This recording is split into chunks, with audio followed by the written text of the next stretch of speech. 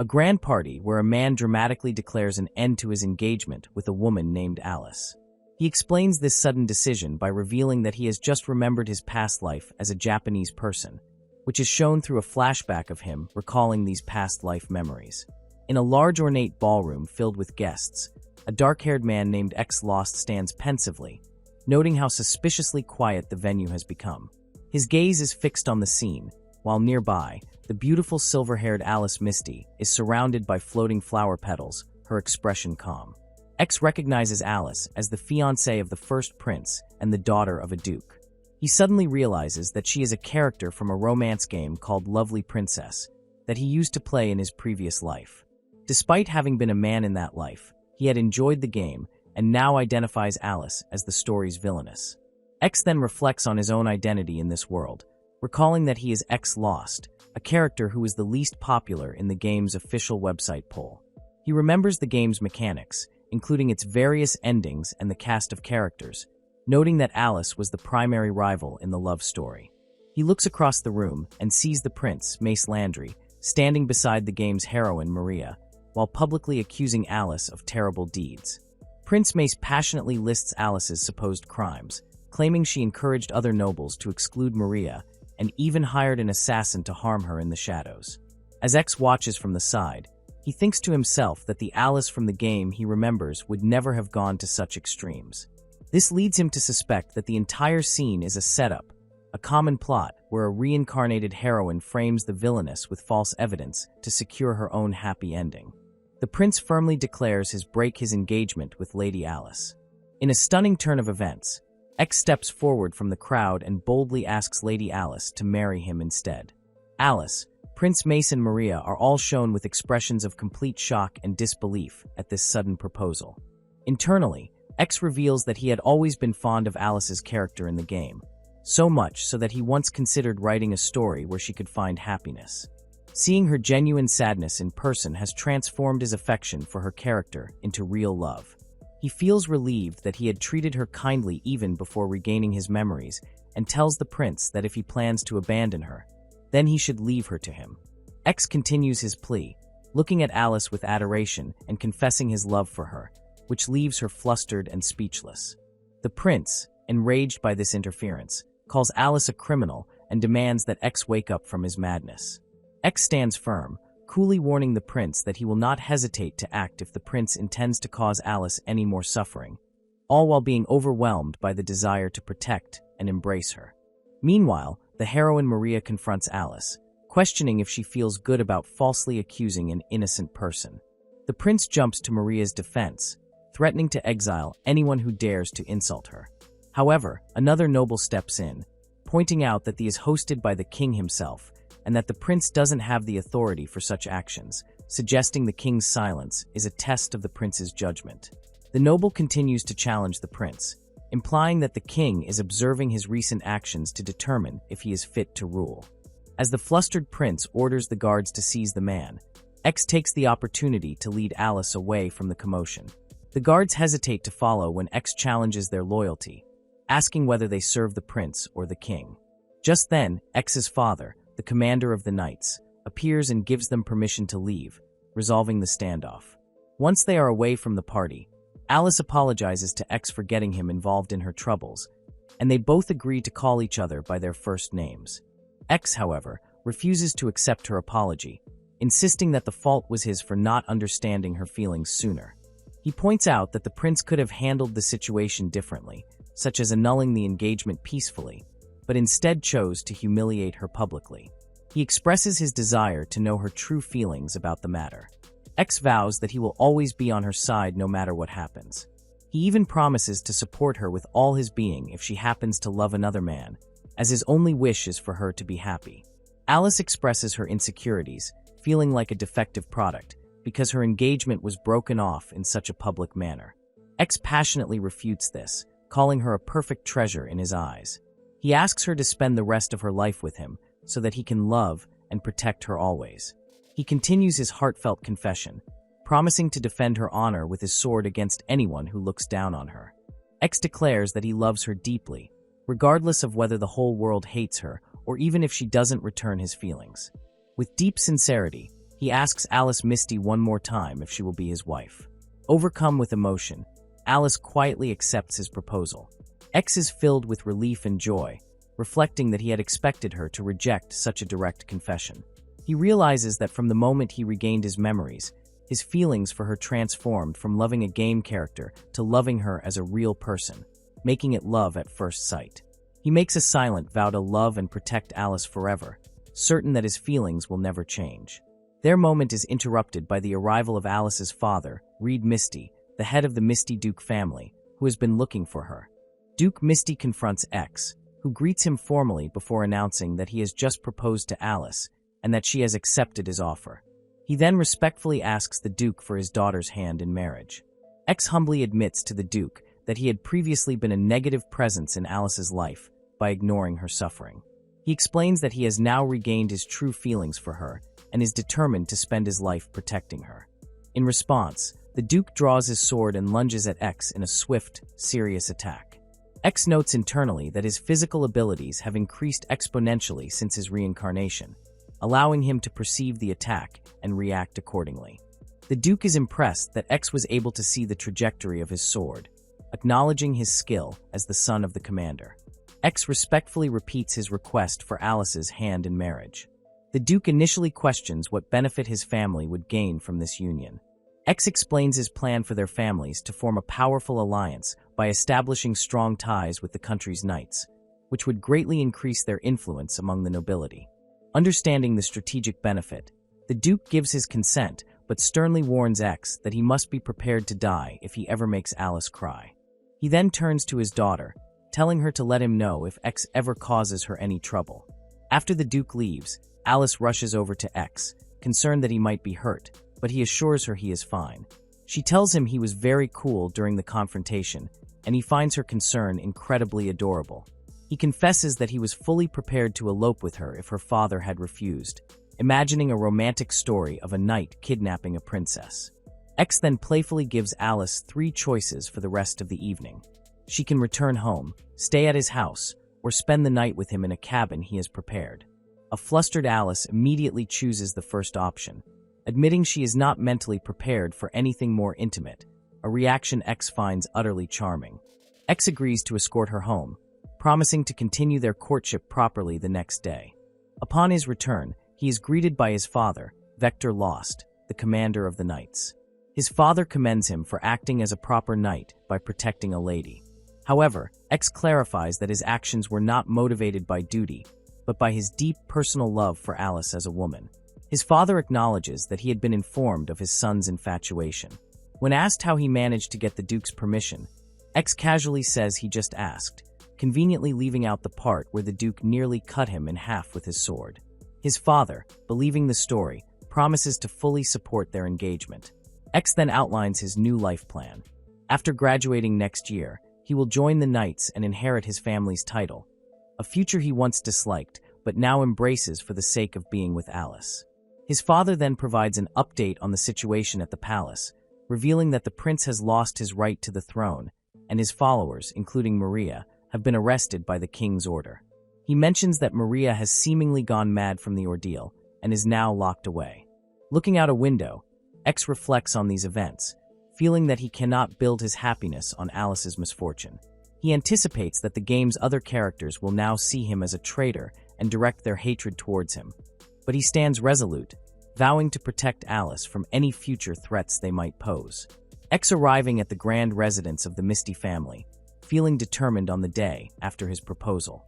His primary goal is to see his beloved Alice, but he also knows he must formally greet her parents, the Duke and Duchess, to properly ask for their daughter's hand in marriage.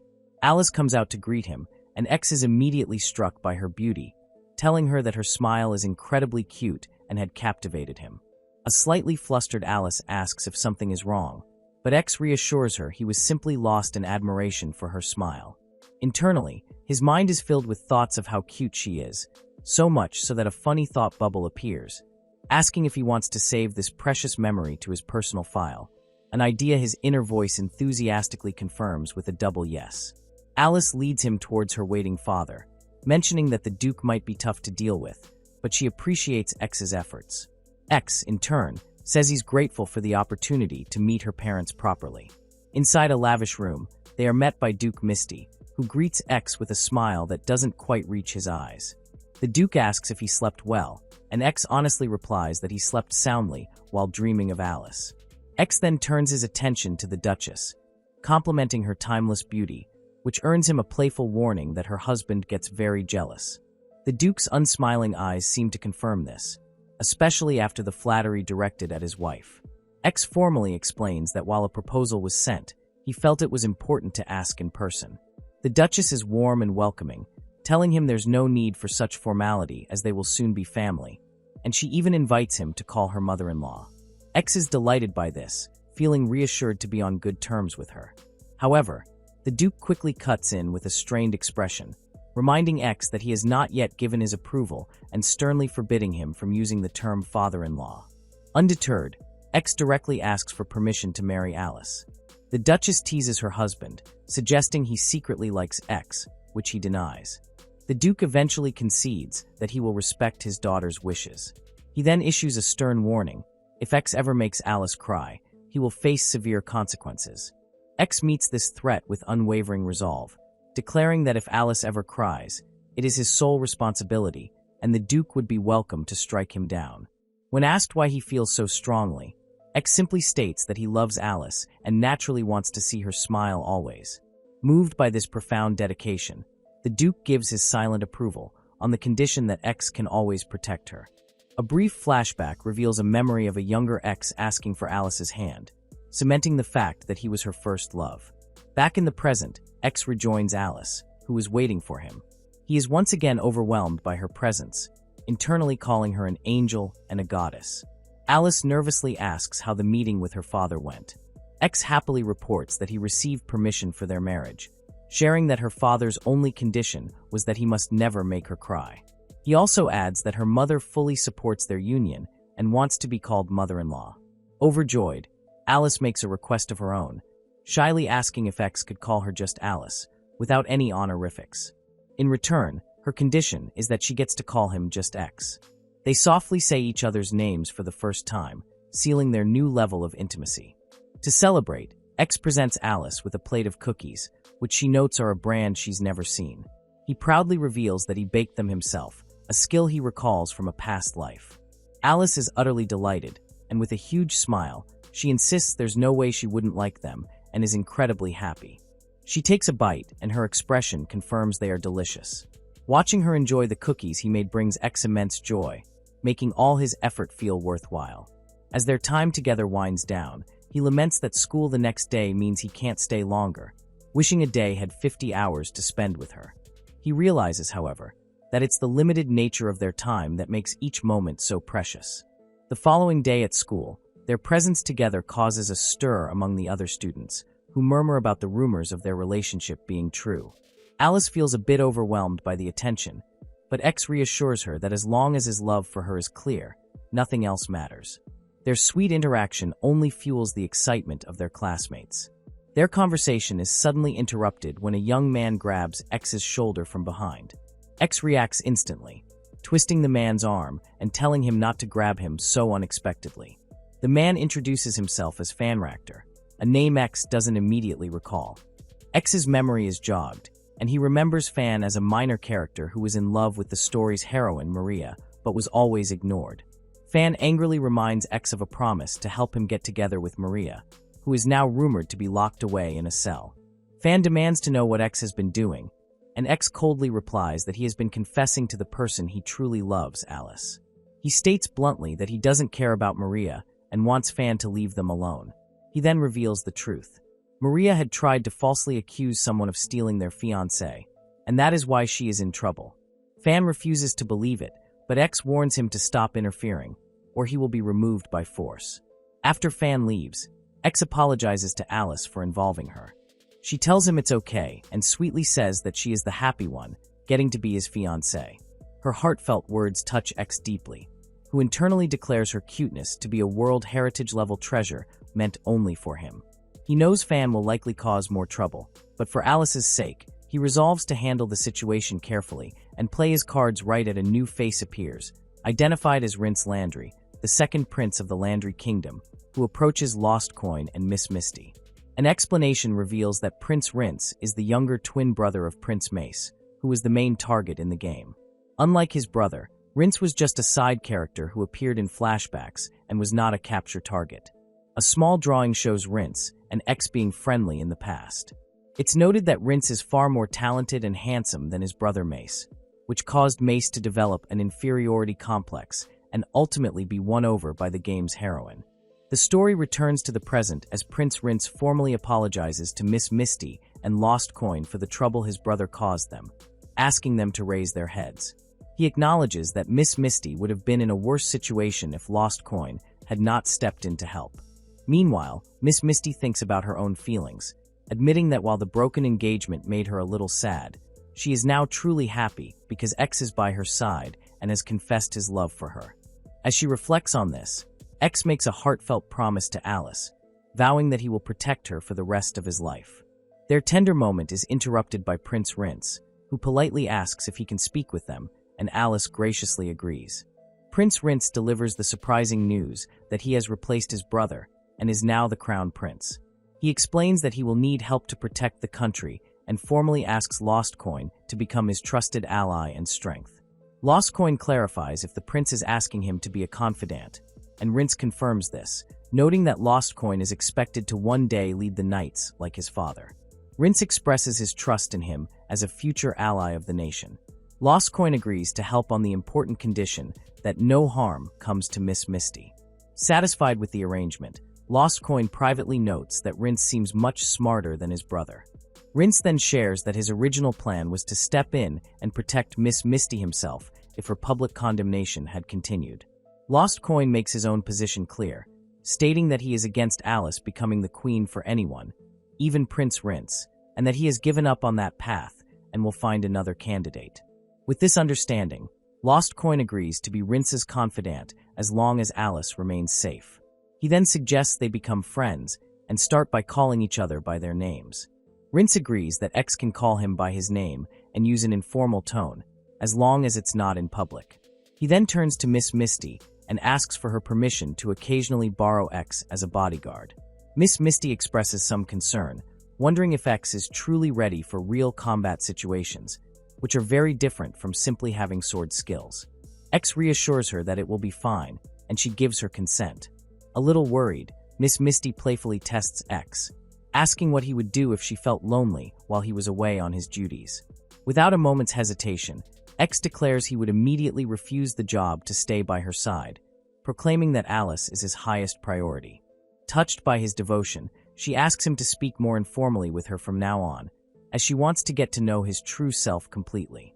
X happily agrees to speak more casually with her, just as Prince Rince returns to fetch him. Rince explains that something concerning has come up and asks X to step outside with him to discuss it. Since they have separate classes that day, X wants to check on Alice first, but Rince assures him it's fine and that he will understand the situation once they get there. X looks on with curiosity, wondering if Alice is busy.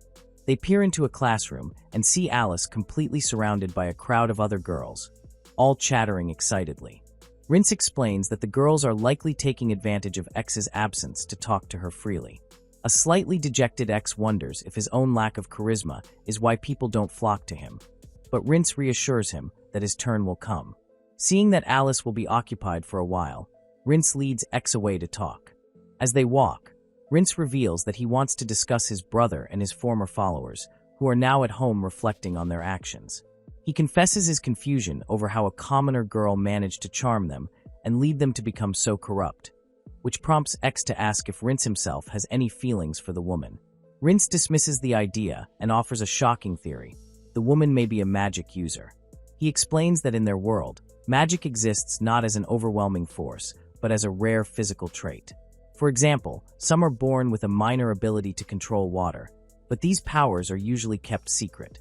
Rince continues his explanation, describing magic as highly unstable and unreliable for things like military use. It can appear suddenly after puberty and vanish just as quickly, or it can last a lifetime from childhood. It's more common in noble families, but often skips generations. X connects the dots and asks the critical question: does Rince believe the woman is using charm magic? Rince confirms that it is a strong possibility. He describes charm magic as a power that has a hypnotic effect on the opposite sex, and reveals that even the king suspects the woman possesses this ability, possibly using it unconsciously. If she can control it intentionally, she is an even greater threat, which is why she cannot be carelessly released. X wonders if his own physical enhancement magic is why he was immune to her charm. Rince acknowledges that X's family, the Viscount Lost lineage, is known for manifesting physical enhancement magic. However, X believes there's another reason for his immunity. He theorizes that his memories of a past life and his reincarnation into this world may grant him the ability to nullify such charms, while also cheekily thinking to himself that Alice is simply cuter anyway. Determined to get to the bottom of the mystery, Rince declares he will investigate the woman himself and asks X to come with him for protection. X lets out a sigh, realizing this was the prince's true intention all along. He agrees to help Rince the next day, but makes it clear he can't stay long, as his priority is spending time with Alice. Rince gratefully accepts his terms. Internally, X reaffirms his commitment, thinking that while he is willing to be friends with Rince, he would not hesitate to eliminate him if he ever became a danger to Alice. Later, back in the classroom with Alice, X contemplates the situation and decides to seize the opportunity, suddenly taking her hand. He then pulls a surprised Alice into a warm hug, causing the other students to blush and comment on what a lovely couple they make. Although embarrassed by the public display, Alice melts into the embrace and quietly asks him to continue holding her. Afterwards, X apologizes for his sudden impulse, explaining that he couldn't control himself. To make it up to her, he promises to do anything she wants. Alice, who is more flustered than angry, decides to take him up on his offer. With a sly smile, Alice confirms if he'll really do anything, and he promises he will. Her first simple request is for him to say, "Ah," so she can feed him. X is surprised, admitting he didn't think she was interested in such romantic gestures. Alice reminds him that before she is a noble lady, she is a girl who enjoys these things, which makes X smile at her cute request. Curious, X asks what other requests she has in mind. Alice happily lists her desires: to walk while holding hands, to be hugged from behind, and even to be carried like a princess someday. X enthusiastically agrees to fulfill all her wishes, promising to get to them all, but for now, they start with her first request. With a lunch lovingly prepared by X, Alice holds up a piece of food and tells him to say, "Ah," which he happily does, letting her feed him. He declares the food is delicious, but would taste even better if she fed him. Pleased, Alice continues to feed him. In the middle of their meal, X suddenly wraps his arms around her from behind, startling her. He apologizes once more, admitting that remembering all her cute requests made him unable to contain his affection. He tells her there is nothing better than sharing a peaceful lunch with her like this, and asks if they can stay this way for just a little while longer. Alice softly agrees, and he thanks her. As he holds her, X's thoughts drift to his unwavering devotion. He doesn't care about her designated role as a villainess in some otome game. To him, she is simply Alice, his one and only. He silently vows to protect her smile no matter what, ready to fight the entire world if it ever turned against her. Just as he is lost in his thoughts about protecting Alice from any future challenges, a mysterious figure appears before him. The stranger greets him as X Lost, but then adds a chilling twist, referring to him as a different entity that is merely wearing X's skin, that X is informed that the Emperor himself wishes to have an audience with him. X looks concerned and confirms that he must go alone, and as a large door clacks shut, he feels a bad premonition about the meeting while his companion agrees to wait for him. As another heavy door creaks open, X walks into the throne room, thinking that the man before him may be a different entity wearing the Emperor's skin, a creepy thought that his friend had dismissed. He gives a deep formal bow to the Emperor, who is seated on the throne, and expresses his honor at being granted a meeting. The Emperor greets him as the son of Viscount X Lost, seen right through him, and X corrects him, proudly stating he is X Lost of the Lost Viscounty, while the Emperor tells him not to call him an imposter. The Emperor confesses that he was unexpectedly entertained when X stole a woman from his own worthless son, remarking that such a fool could never rule the country and that making Linz the crown prince was the correct decision. X looks up seriously and says that even the Emperor cannot be allowed to speak of his own son in such a way. He proudly states his position as the next head of his family, suggesting his love for someone has helped him grow, and the Emperor takes this bold declaration as a form of confession. X, feeling the intense pressure of the situation, asks if he was summoned just for this conversation. The Emperor reveals his real reason for the meeting, explaining that he is curious about how X managed to persuade the very stubborn Duke Misty. X replies that he simply expressed his feelings for Alice to the Duke, though he privately thinks the Emperor would not believe the full story and recalls how difficult the Duke was to deal with. The Emperor then teases him by asking if it was a passionate love confession, which makes X uncomfortable because it sounds like he confessed his love to the Duke, and he asks the Emperor to stop making misleading jokes. The Emperor then becomes serious and makes a request, asking X to protect his foolish son, Linz, if he finds himself in any danger. He explains that X is scheduled to meet the girl who seduced his son next, and X, with a concerned look, asks what the Emperor plans to do with her and Lord Mace, while his inner thoughts confirm his love is only for Alice. The Emperor reveals his intentions for the girl, stating that at worst she will be executed, and at best she will be placed under house arrest because her charm magic is too dangerous to be left unchecked. He also expresses concern that his idiotic son might try to run away with her at any moment. X silently considers that if it weren't for the charm magic, exile would have been a sufficient punishment, and while he doesn't care for the girl, he worries that if she is killed, it might negatively affect Alice, and he cannot forgive anyone who would bring harm to her. X agrees to protect Lord Linz, but asks the Emperor not to execute the girl so hastily, as he worries that any resulting grudges could be directed at Alice, a burden he would rather bear himself. The Emperor smirks, saying he expected X to say that and that he is counting on him, which makes X suspect this was the Emperor's plan from the very beginning. As X prepares to leave, the Emperor asks if he shouldn't be more concerned for his own safety. X replies that if anything were to happen to him, he would have to rely on the Emperor and the girls, but he promises to do what he can. At a prison, a guard opens a cell door, announcing that an inmate has a visitor. Inside the cell, a young woman named Maria greets X with excitement, believing he has come to rescue her. However, Prince Linz steps forward and clarifies that he is the second prince, Linz Laundry, not his older brother whom she tried to steal Miss Misty from. Maria is left confused, asking who this new person is. Linz asks Maria if she is fully conscious, and she says she probably is. As she reaches a hand toward him, he suddenly stumbles back, feeling as though he was almost caught by her charm magic, which confirms X's suspicion that she can use it intentionally. Linz leans against a wall, telling X that he can handle the rest and will heal the damage from his earlier tackle, jokingly asking if X is holding a grudge. X tells him his part is done for now and turns his attention to Maria, thinking how troublesome it is that she can consciously use her powers. He greets Maria in her cell and implies that he knows she, like him, is a reincarnated person.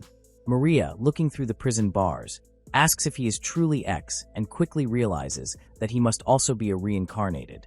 X confirms this by saying that just as she isn't the real Maria, he might not be who she thinks he is.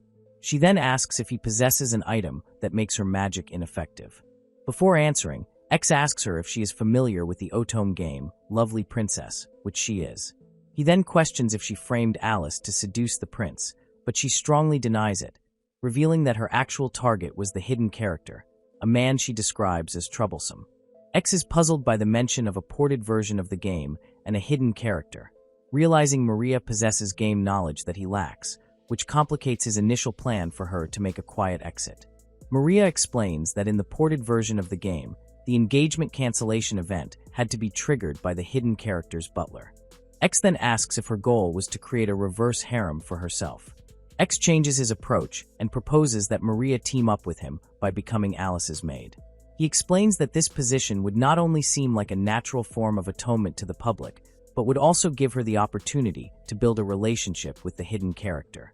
Maria chuckles and calls him insane, questioning if he has considered that she might betray him, take over the country, or use her powers to banish the villainous Alice, to which X calmly replies that he knows that possibility exists. Maria giggles at his confidence and asks if his plan is enough to get her out of her current predicament.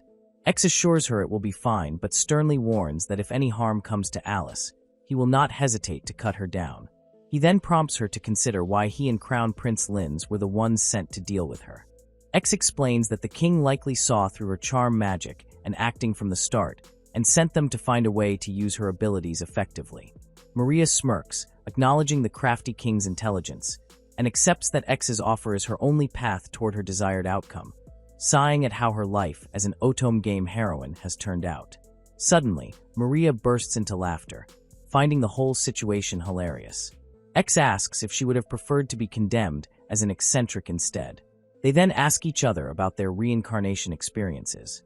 She reveals she was reincarnated as a child, while he says it occurred during an engagement annulment. Maria confesses that she was terrified when she was reincarnated because she suddenly found herself in a completely different world, a feeling she compares to being kidnapped. In contrast, X states that he has never felt fear and was only focused on saving Alice, regardless of who he became, because she is the person he loves most, not just a favorite character. Maria looks at him with admiration and says she envies his ability to live so true to himself. X simply states that there is no point in holding back in the face of Alice's cuteness. He extends his hand for a handshake to formalize their cooperation, and she accepts, agreeing to become Alice's maid. Later, Alice is surprised when X tells her she will be getting a new maid. He explains that it is someone she already knows who wishes to atone for her past actions. Alice recognizes Maria from the party and apologizes for what happened, but Maria tells her not to worry. Maria then says she understands why X fell for Alice, calling her both smart and cute. When Alice asks if she was aware of the situation back then, Maria admits she was and feels partly responsible for not intervening. As they talk, X gently holds Alice's hand and reassures her that he will protect her.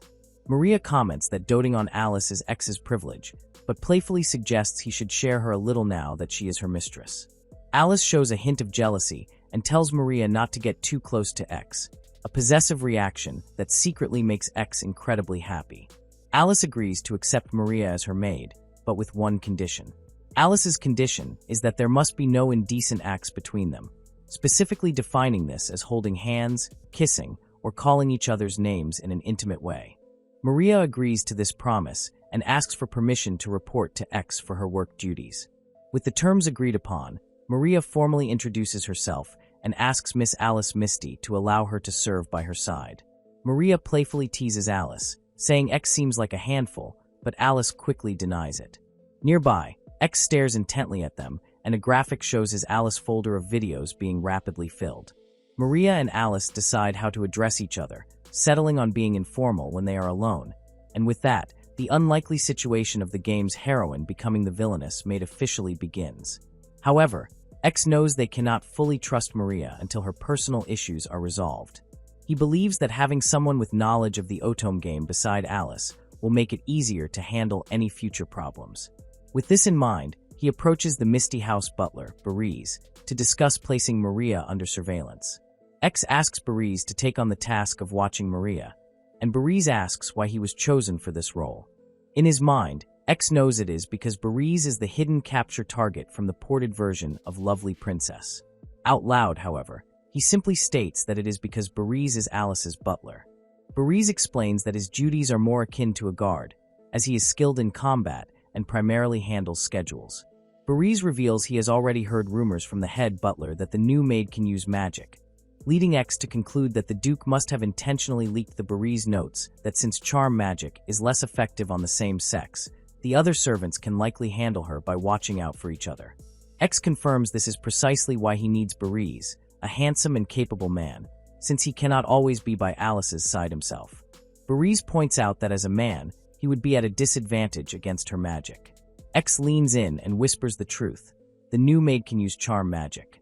The perceptive butler immediately asks if he is being recruited. X confirms this, revealing his plan to build a small, loyal team to support Alice when they marry, and Bariz is his first choice. Bariz sighs, feeling he has no choice but to accept. X applies pressure by warning him that if he refuses, Alice will feel lonely, something he will not permit. When Bariz worries about what might happen if he falls under her charm, X gives a chilling reply, telling him to simply give up and become a sacrifice. X anticipates that Maria will aggressively pursue Bariz. X's master plan is for Maria and Bariz to end up together, allowing him to recruit both of them into his household to ensure Alice's complete safety. Just as this thought crosses his mind, an unseen person shouts his name and challenges him to a fight, bringing the chapter to a dramatic close at a grand school where a blonde-haired young man confronts the dark-haired X, asking if he was the cause of a commotion that morning. X looks back coolly and questions the accusation. Nearby, other students are seen gossiping amongst themselves, wondering why the new maid has become Lady Misty's attendant and referring to her as a witch. A beautiful blonde girl named Alice stands calmly, thinking to herself that the whispers are to be expected. The students murmur that this is what happens when someone who had their engagement broken, like Alice, decides to person who caused it to become her servant. A small, cartoonish version of a character interjects in a thought bubble, stating that the situation was not just an attempt, but a clearly planned event. Another thought expresses concern about bringing the new maid, Maria, along for fear of attracting more trouble. But this is countered by a strategic thought to use the situation to get rid of troublemakers and improve Alice's public image at the same time. Suddenly, a young man with light brown hair named Fanareha appears, looking shocked and furious to see Maria in a servant's uniform. He angrily demands to know why she is dressed that way. Standing beside Alice, X watches as Fanareha, overwhelmed with emotion, declares that he cannot stand by silently after Maria was falsely accused and humiliated. With a flash of steel, Fanareha draws his sword and, clenching his fist, challenges X to a duel right then and there. Fanareha passionately declares that if he the duel, X must set Maria free. X calmly asks what Fanareha will offer if he is the one who wins, to which Fanareha agrees to do anything X says. They arrange to meet at the school's training ground after classes. A tiny character frets over the promise that was made, but is reassured that everything will be fine, though there is still worry that X might get hurt. Fanareha eagerly accepts the terms, shouting for X to prepare himself for defeat. Later, a character reflects that Fanareha likely initiated the conflict because he is consumed by feelings that will never be returned, noting that such one-sided emotions can sometimes lead to madness. The scene then shifts to a tender moment between X and Alice, where she thanks him and says she accepts all of his feelings. X gently takes her hands and reassures her that he not only accepts her feelings, but will show his in return, telling her everything is okay at a small, glasses-wearing chibi version of X thinks about how much he wanted to embrace Alice in that moment, and then wonders why she chose to make Maria her servant. The story provides some context about a popular media franchise called Lovely Princess, which includes sequels, alternate timelines, and numerous side stories. A small chibi Alice explains this to a bewildered X, admitting that even she doesn't understand all of it. The blonde young man from the beginning reappears, warning X that Maria could be a dangerous person in many ways, and explains that in the story, Alice is actually the villainess. However, a thought bubble questions this, asking if X isn't actually more dangerous than Maria, and revealing the existence of an unpopular storyline where X himself is a romanceable character. Alice is shown with a determined expression, thinking that even if she were to condemn the heroine, it wouldn't erase her own painful memories, which is why she is so resolved to protect her. A strategic thought reveals a plan to use charm magic as a tricky way to protect Alice in an emergency, as she remains the primary focus. The scene changes to after school, where a massive cheering crowd has gathered at the training grounds to witness the duel. A sad-looking Alice walks through the crowd, as a narrative box explains that she tends to blame herself for everything, always pushing herself into a corner rather than resenting others. At the dueling ground, Alice approaches X with concern, noting he seems less energetic than usual and asking if she can help in any way.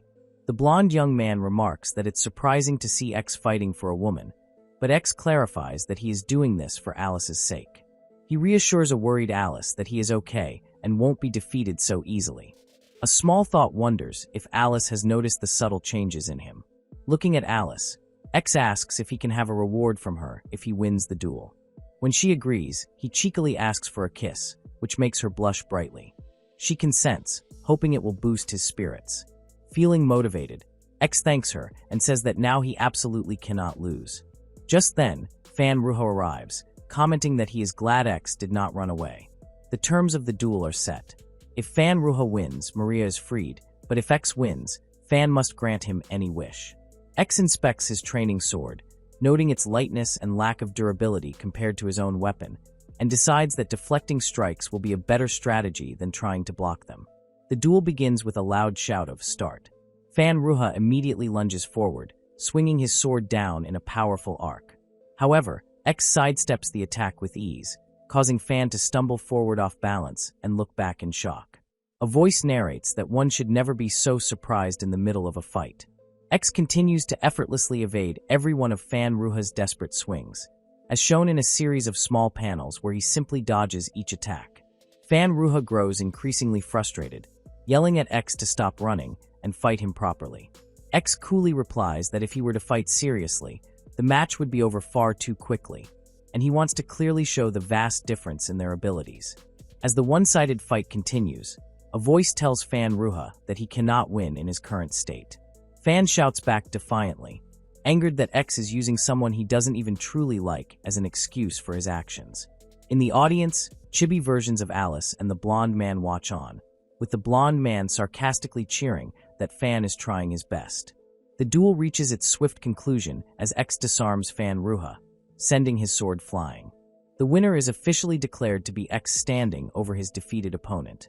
X tells him that throwing a childish tantrum will not get him what he wants. Alice watches from the sidelines, thinking to herself that while it's nice to see X excited, it is a little embarrassing in front of such a large crowd. Spectators rush toward X, asking if he is all right after fighting against a sword barehanded. After the match, a question is raised about what to do with Fan Ruha, and X simply says that he has given him some advice, and the rest is up to him. X then turns his attention to Alice, kneeling before her and dedicating his victory to her. In a grand gesture before the entire crowd, X kneels on one knee and takes Alice's hand. The onlookers are stunned, with some shouting that it looks like a marriage proposal and others remarking on how bold and lovely the scene is. X makes a solemn promise to Alice, declaring that he will fight for her from now on and will defeat any opponent that stands in their path, asking only that she believe in him and stay by his side. Alice looks on, completely surprised by his sudden declaration. X's inner thoughts reveal his strategy. By publicly demonstrating his overwhelming strength, he will deter others from bothering Alice. He also admits to himself that he wanted to look cool in front of her. His plan works perfectly, as the students begin to whisper among themselves, establishing a new unspoken rule at the academy to never cross the Knight Commander's son or his fiancée. Later, X visits a recovering Fan Ruha and confronts him directly, asking if he ever truly cared for Maria. Fan defensively yells that it's not true, clearly agitated. He accuses X of coming only to mock him, but X says something unexpected. He tells Fan that he actually thinks he's amazing for challenging him with false feelings and for having the courage to push forward with his plan anyway. X continues his analysis, telling Fan that his core issue isn't envy but loneliness, and that his actions were an attempt to feel what it's like to be a hero who helps others to validate his own existence. X then reveals a critical piece of information. He tells Fan that his own maid is in love with him. He knows this because the way she looks at Fan is the same way that he and Alice look at one another. He presses Fan, asking him what it is that he truly desires. Fan Ruha breaks down and confesses everything. He admits that he has a maid he has known for a long time who, despite being clumsy and slow, he genuinely likes. His heartbreak began when he saw her speaking intimately with his own father, leading him to believe she saw his dad as someone more special than him. In an attempt to forget his pain, he met Maria and, seeing how popular she was, convinced himself he liked her too. Pretending to be in love with Maria was a way for him to distract himself from his true feelings and the situation at home. X offers Fan a different interpretation of what he saw. He points out that Fan's father, Baron Ruha, is known for his kindness, particularly for hiring orphans. He suggests that the maid, being an orphan herself, likely sees the Baron as a father figure, and her feelings are those of parental affection, not romantic love. This revelation shocks Fan, who realizes he created a huge misunderstanding and was jealous over something so simple. X encourages him, telling him that his ability to take action is impressive and that he has the potential to protect those he truly cares about. X inspires Fan Ruha to not give up, reminding him that if he was willing to pick a fight for Maria, someone he didn't even like, he could become so much stronger if he fought for someone he truly loves. Fan expresses doubt, citing their difference in social status as an insurmountable barrier.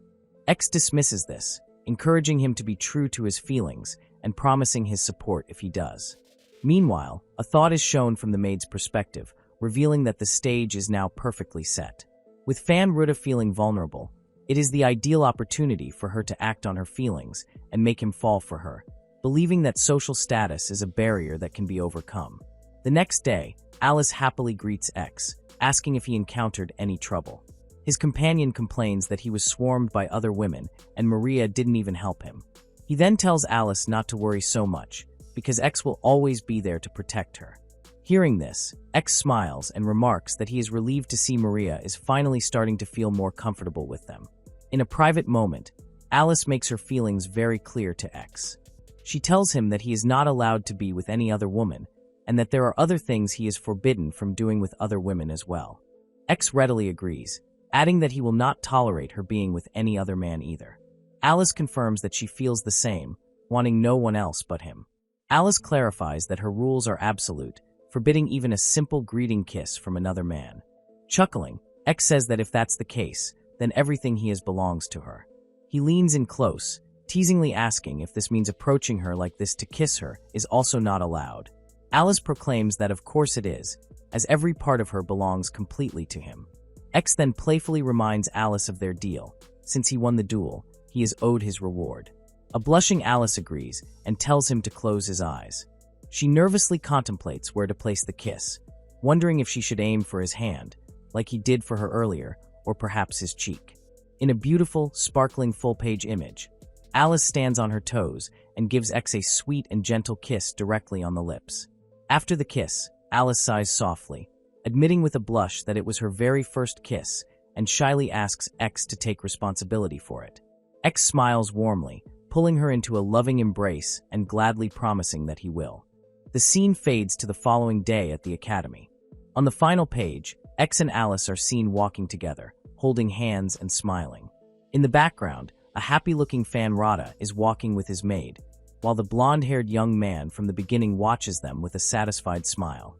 Alice thinks to herself that she would gladly go anywhere with X, bringing the chapter to a happy conclusion.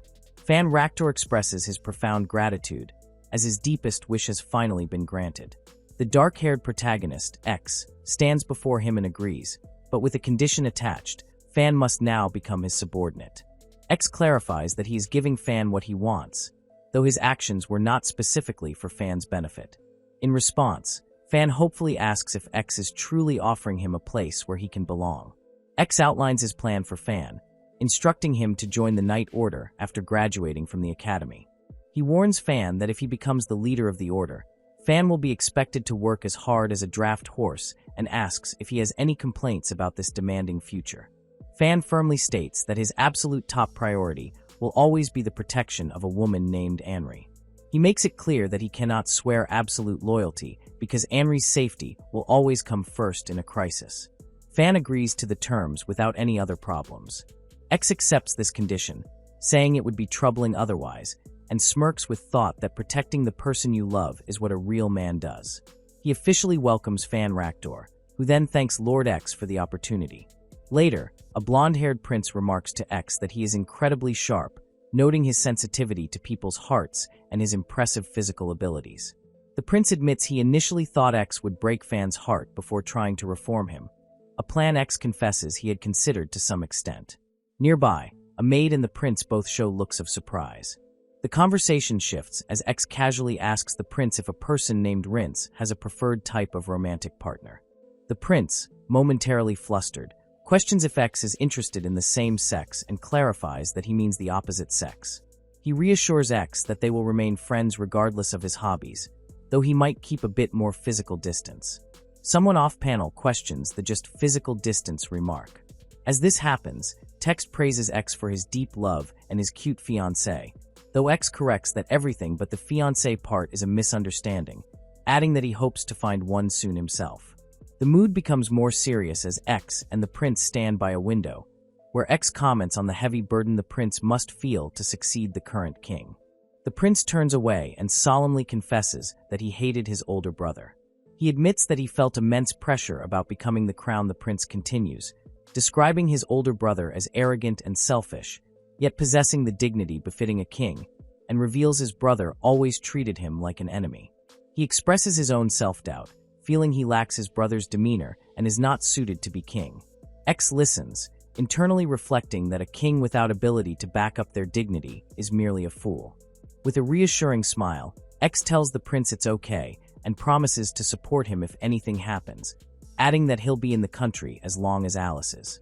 The prince thanks him and immediately asks for help with a specific matter. He wants X to assist in rehabilitating his brother and his followers. The prince explains that his brother's group is severely depressed over their past actions and might even commit suicide if left unattended. X confirms they had been sane until recently. X then explains that this situation is being managed carefully to ensure the prince doesn't abandon his older brother, who has been stripped of his right to the throne. Mentioning this is his father's opinion and that public perception is also a key factor. X agrees to help, but makes it clear that he will not take any responsibility for the outcome, a condition the prince accepts, promising to bear it all himself. X privately thinks that he can't let Alice be endangered, and if there's a suicide due to the broken engagement, he will get his revenge. The prince then asks if there are others who need to be reformed. Sometime later, a girl named Alice approaches X, noticing he seems lost in thought and looks more gloomy than usual. She earnestly offers to do anything to help him, asking him to let her know if there's anything she can do. X thanks her, but gently advises her never to tell another man she would do anything for them, explaining that it could cause them to develop inappropriate feelings. Confused, Alice asks if that's really so.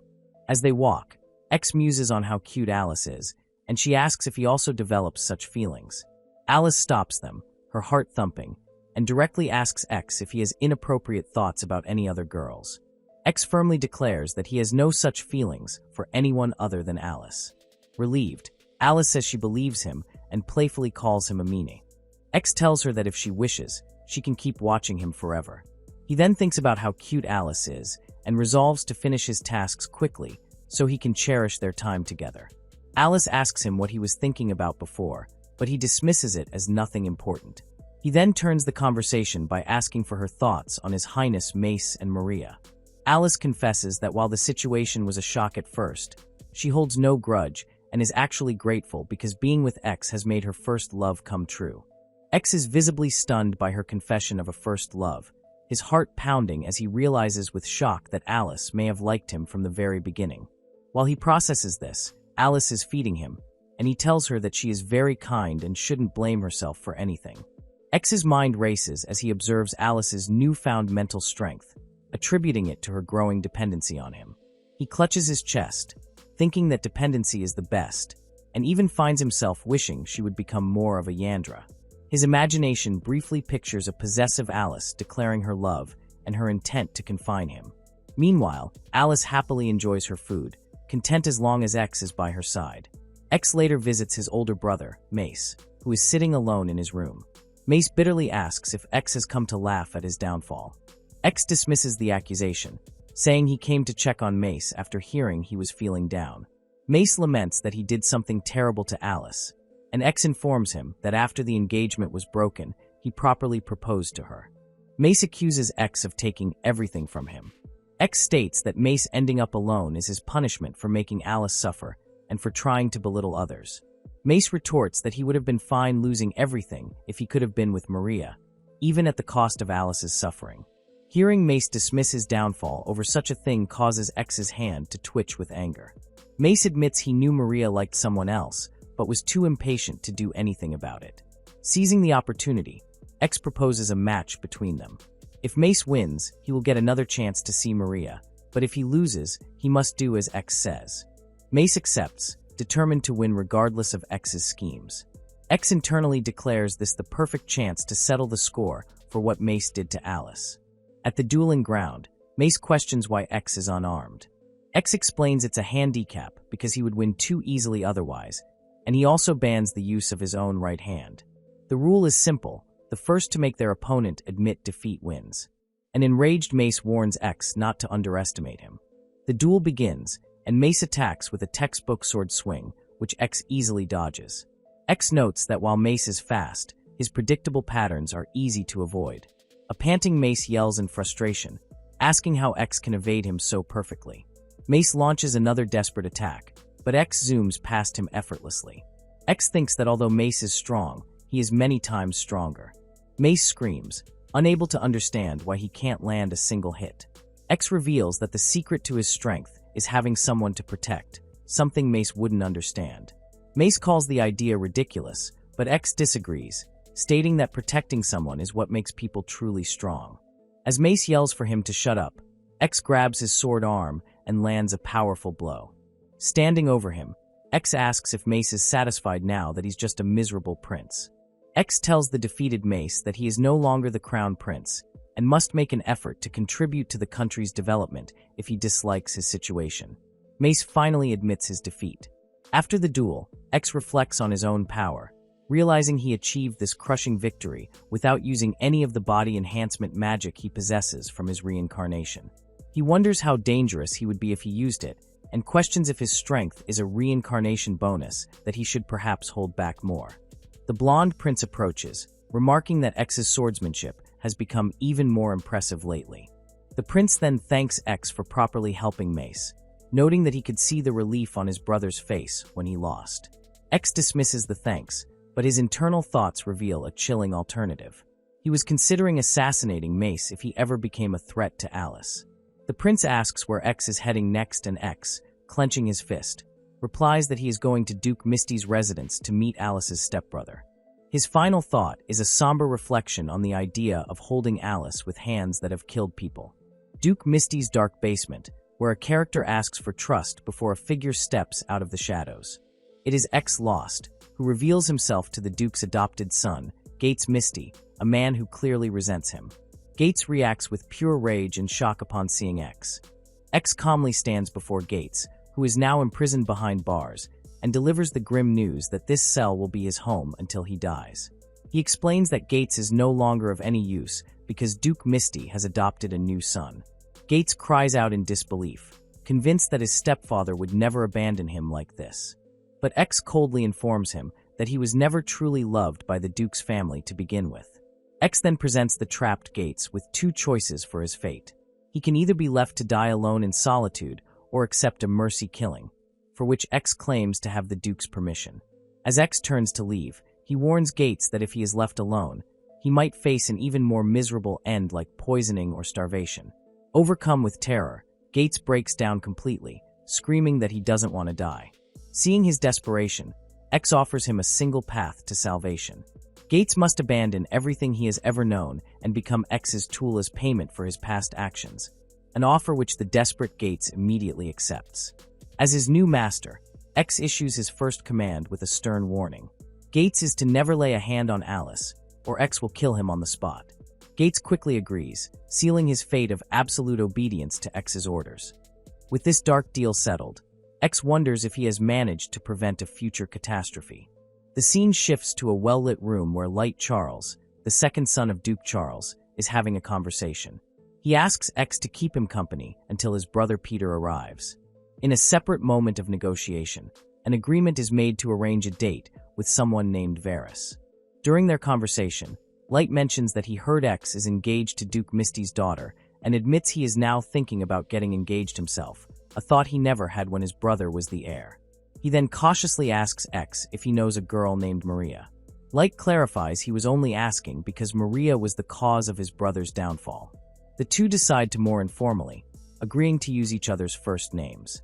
Light compliments a cookie, surprised to learn that X baked it himself, and praises him for being skilled with both a sword and in the kitchen. Light confesses that he has been having sleepless nights due to the pressure of becoming the next head of the ducal family. X offers him reassuring advice, encouraging him to take things one step at a time. A grateful Light asks X to continue giving him advice in the future, but their conversation is cut short when a servant announces that Light's brother, Peter, has arrived. Peter Charles bursts into the room, his face filled with rage as he confronts X. X calmly tells Peter that Maria is now working as Alice's maid and has found happiness with another man. Peter explodes, blaming X for his unhappiness and refusing to believe Maria would serve that ugly woman, insisting that Maria should love him. He lunges forward and grabs X, who effortlessly stops the attack by seizing Peter's hand. X threatens to break his hands if he continues to insult Alice with his filthy mouth. X then explains to a seated Light that harsh actions are sometimes necessary for fools who have nothing but pride. An observation light seems to find educational. He warns Peter that while he can object, his life will not be guaranteed if he demeans Alice again. Peter, now terrified, calls X a monster as X approaches him with a message from Maria. X presents a hairpin, explaining that Maria is returning the gift Peter bought for her because she no longer needs it. X adds a cruel lie, telling Peter that Maria was laughing about his poor taste. As Peter collapses in despair, wondering where everything went wrong, X tells him his arrogance and easily broken spirit make him the perfect puppet. He then extends an offer, asking if Peter will agree to become his puppet. Later, X is with Alice in a sunlit garden, reflecting that she is most important person in the world to him and that he must work from the shadows to protect her. Alice asks him what he would do if she did something bad, then answers for herself, saying she would always trust him because she believes he would have a good reason for his actions. Pleased by her unwavering faith, X asks if that means she will always be his. Alice giggles and confirms it, adding that he is also hers and she'll be angry if he ever cheats. Feeling sleepy, X asks for a lap pillow, and Alice happily agrees. As he rests his head on her lap, she gently strokes his hair, remarking that he feels too light and that his hair is beautiful. X feels all his fatigue melt away in this peaceful moment, realizing that this is why he has fought so desperately. With only one target remaining, he looks up at Alice and asks her to go on a date with him. A young woman with blonde hair appears completely flustered as she processes the meaning of a date, realizing with a blush that she and X are about to have one together. Her companions confirm that among common people, their planned meeting is indeed called a date. X suggests that Alice probably hasn't had a chance to get out and relax, and she happily agrees to the outing, but wonders where they are going since she isn't familiar with the local geography. He reassures her that they will simply walk around town together to see various things and have fun. Alice expresses her excitement to go as long as it's with X, while he reveals that he has already taken care of all the arrangements. He has received the Duke's permission and has ensured their security is all set, proposing that he will pick her up on the next holiday, which she agrees to. Later, X returns home and greets his father, a powerful man known as a war demon, who looks imposing but is considered a bit of a muscle brain and prefers to leave boring tasks to his subordinates. X asks his father if he has ever met someone stronger than himself. His father reveals that there are two people he has never been able to defeat, his own father Mobius Lost, and a nemesis he only refers to as that guy. X is surprised by this unexpected development that feels like something out of a shonen manga, especially since the Otome games he knows didn't have events like this. His father explains that he can't discuss the matter now, but X will come to know about it eventually, admitting that he cannot defeat this nemesis. Driven by a desire to protect Alice, X feels he needs more power and clenches his fist, asking his father if they can spar for a little while. The father agrees to a serious match, noting that they cannot fight at the regular training grounds as it might get destroyed, and with the use of physical enhancement magic, he declares the start of their duel. Their spar is intense, filled with the sounds of clashing weapons and swift movements as they trade blows. X is shocked when his father uses a sweeping kick, showing just how serious the fight is as he rolls away with a smirk. The battle continues with X spinning and sliding to evade his father's powerful strikes, and he notes with surprise that his father is coming at him with the intent to kill, prompting him to give it his all in return. The father challenges his son to come at him with full force, wanting to test how far X can go in his current state. After the duel, the training grounds are completely destroyed, and a woman named Viscountess Machina Lost appears, scolding both X and his father for their actions. X apologizes and takes full responsibility, explaining that it was his idea to invite his father for training. The Viscountess observes that her son seems to have changed and has become a completely different person.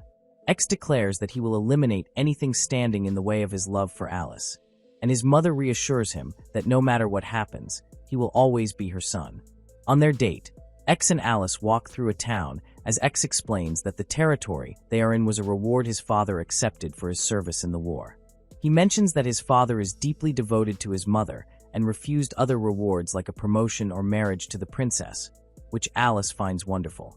As they walk, an older woman recognizes X as the young master and comments on how much he has grown. X thinks Alice looks cute and cool, and he clasps her hand as they decide where to go next.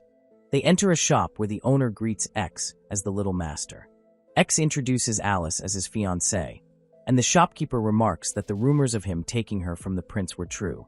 X explains that he couldn't suppress his feelings for his longtime first love and is now very happy. The townspeople congratulate the couple on their engagement, and the shopkeeper offers them a congratulatory gift, refusing to accept any payment. Later, X notices Alice looking at a natural gemstone and decides to buy it for her as a memento of their day. He gives her the gift, saying he thought of it as a substitute until they get official wedding rings. Alice is overjoyed to receive a gift from X and promises to treasure it, then says she would like to give him something in return. Their peaceful day is interrupted by a group of men who have been ordered to beat X up. One of them taunts X for carrying a burden, but X rushes forward protectively and declares that Alice is not a burden. He tells the men to get lost, warning them that if they harm Alice, they will say goodbye to this world. He gives them a count of 10 to surrender or face him, and when one thug lunges for the woman, X swiftly kicks him away, declaring that she is a precious person to him. After the confrontation, X apologizes to Alice for scaring her and says he can only think of one person who holds a grudge against him. He tells her there is one last place he'd like to go and asks her to keep her eyes closed for what they are about to do. Alice agrees, and X gently lifts her into his arms to carry her princess style. He tells her she can open her eyes, revealing they are in the most beautiful flower field in the area, leaving Alice amazed by the incredible view. Alice asks how long he plans to carry her and playfully asks him not to treat her like a child. X offers to set her down, promising to carry her like a princess again later. When she asks to be treated like an adult instead, he leans in close, asking if she wants him to treat her even more like an adult, which leaves her flustered and speechless. X then gently embraces Alice, telling her he loves everything about her, including her cute sides and the moments she endures hardship. Alice looks up at him and asks if it is selfish of her to not want to go home. She confesses that she also wants to be by his side, and as they hug tightly, X vows to never let go of her hand, promising to always be by her side no matter how many decades pass, or even if he is reborn. This moment strengthens his resolve to become stronger so that he can protect Alice from anyone who might interfere. The scene then cuts to a restaurant where a smiling young man with light-colored hair holds a glass and greets X, saying that it has been a while and that he has been waiting for him. That X enters a bustling establishment where patrons are dining, and he approaches a merchant's son, known as Marquez Stereo, noting that it has been a while since they last met. As X sits down, Marquez questions his presence and brings up recent rumors about a merchant involved in human trafficking, subtly probing to see what X knows. Suddenly, X shows a look of disgust and clutches his mouth as if ill, having seemingly fallen for a trap by spilling a drink all over his white shirt. Marquez reveals his scheme, asking with a smirk how X is still conscious after being given a large dose of a potent poison. As X questions who they are, Marquez and his associates declare themselves to be Prometheus, a group destined to change the world, while unsheathing a blade and making it clear that no help will arrive. However, X calmly stands up and reveals that poison has no effect on him due to his body-enhancing magic, admitting that he knew about their pathetic plan from the very beginning and was only acting tired. The attackers are stunned that he can still move, and their leader furiously orders his men to kill him. What follows is a maelstrom of action as X effortlessly dispatches the attackers, offering them a chance to surrender before continuing his assault. With swift kicks and powerful throws, he sends bodies flying through the air and crashing through windows, all while calmly stating he's in a good mood today. Even as the remaining men try to regroup, X moves silently and continues to take them down without any trouble. As the fight settles, X quietly wonders if his actions to protect a girl named Alice have altered events. Recalling that Marquez was never such a dangerous person in the original story, a blonde-haired man arrives, observing the chaotic aftermath X has created and noting that he was worried X might cause trouble. The man identifies a dangerous drug called Prometheus, which is named after the very organization X just fought, and is known for temporarily boosting physical abilities at the cost of severe addiction and hallucinations. He then makes a request for X's help in eradicating this drug from their country, emphasizing that it's a serious problem and that Alice's safety is at stake. He explains that by taking on this illegal organization, X will become a secret hero whose new fame will spread throughout the town. This popularity will then act as a shield to protect a woman named Miss Misty and ultimately benefit the entire nation. though X internally reaffirms that he is only doing this for Alice. Later, in a grand room, the blonde man, Prince Rince, asks X about his familiarity with the neighboring Salver kingdom. He describes it as a friendly country with a long-standing relationship, serving as a major fishing nation and a vital trade gateway, but he warns that its political situation is currently very unstable. The previous king was assassinated, and the new crown prince has been unable to stabilize the country, leading to a rise in illegal drugs and human trafficking, all orchestrated by the very same organization Prometheus. Prince Rince reveals he is heading to the Salver kingdom in 2 days under the king's orders, and as X tries to leave to avoid getting involved, Rince grabs him and stops him. The mission is to uncover the source of the drug and eliminate its import routes by having X or his brother investigate by courting the 2 princesses of Salver. The scene then introduces Princess Manhwa Salver and her younger sister, Princess Cynthia, who greet their visitors. X introduces himself, and Princess Manhwa recognizes him as the rumored knight from stories spreading in neighboring countries about a hero who saved a duchess from an evil prince. This leads to a light-hearted moment where Rince, the evil prince from the rumors, tells them not to shift the conversation to him, while X and Manhwa playfully acknowledge his title. Princess Cynthia appears very nervous around the newcomers, and X kindly reassures her that they are there to build a friendship and should take their time getting to know one another. As Manhwa observes that Rince and Cynthia seem to be getting along, Rince suddenly makes a bold proposal, asking Cynthia to come to his country as a consort anytime she is willing, admitting that his spontaneous offer has ruined the courtship lines he had prepared. While X speaks privately with Princess Manhwa, Rince watches Cynthia and confesses that it was love at first sight for him. He finds her appealing because she seems like she would have a cute reaction to being teased, and as he holds her hand, he declares that even if it's a political marriage, he would much prefer to be with someone he genuinely likes. As the group prepares for an evening party, X forms his own plan, intending to gather information on Prometheus before slipping away to trace the source of the drug and take them down alone. Prince Rince advises him to be careful, but X confidently states that no opponent is a match for him, as he is determined to finish the mission quickly and return to Alice. The stage is set for the evening party, where nobles involved in the drug trade are likely to be present, and the mission is about to begin. A message is displayed from X Dano, who is the son of the highly skilled Vector Dano, revealing his plan to visit a party that evening with Count Ferdit and present a special gift. A man who trained with Vector Dano smirks with anticipation for the enjoyable night ahead as he recalls his old master's incredible skill. Later at a grand party filled with chattering guests, a royal announcement begins, capturing everyone's attention with practiced skill. X is seen standing in the crowd as it is officially declared that the second princess, Cynthia Salver, is now engaged to Prince Rince Landry, the second prince of the Landry Kingdom. Following the announcement, X approaches Count Ferdit and greets him warmly. X introduces himself as X Lost from the Viscount House of Lost, explaining he is there with Prince Rince. The Count, holding a glass of wine, replies that he came to the party alone, leaving his wife at home. X then brings up the new business that he has heard the Count recently started, and his tone shifts dramatically. With a cold expression, X warns Count Ferdit to withdraw from his business venture if he cares about his family, telling him his life could end tonight if he refuses. The Count reacts with anger and confusion, shouting that X is speaking nonsense and demanding to know what he is talking about. Seeing the Count's furious response, X calmly sighs to himself, realizing that his attempt to persuade the man has failed. In a flashback, Count Ferdit is seen outdoors conducting his business with a group of men. He hands a payment to a bald man, who questions if it is wise for a nobleman to be seen dealing with them so openly. The Count reassures him, explaining that with everyone distracted by the princess's engagement, nobody will interfere, and he has few people he can trust for the job anyway.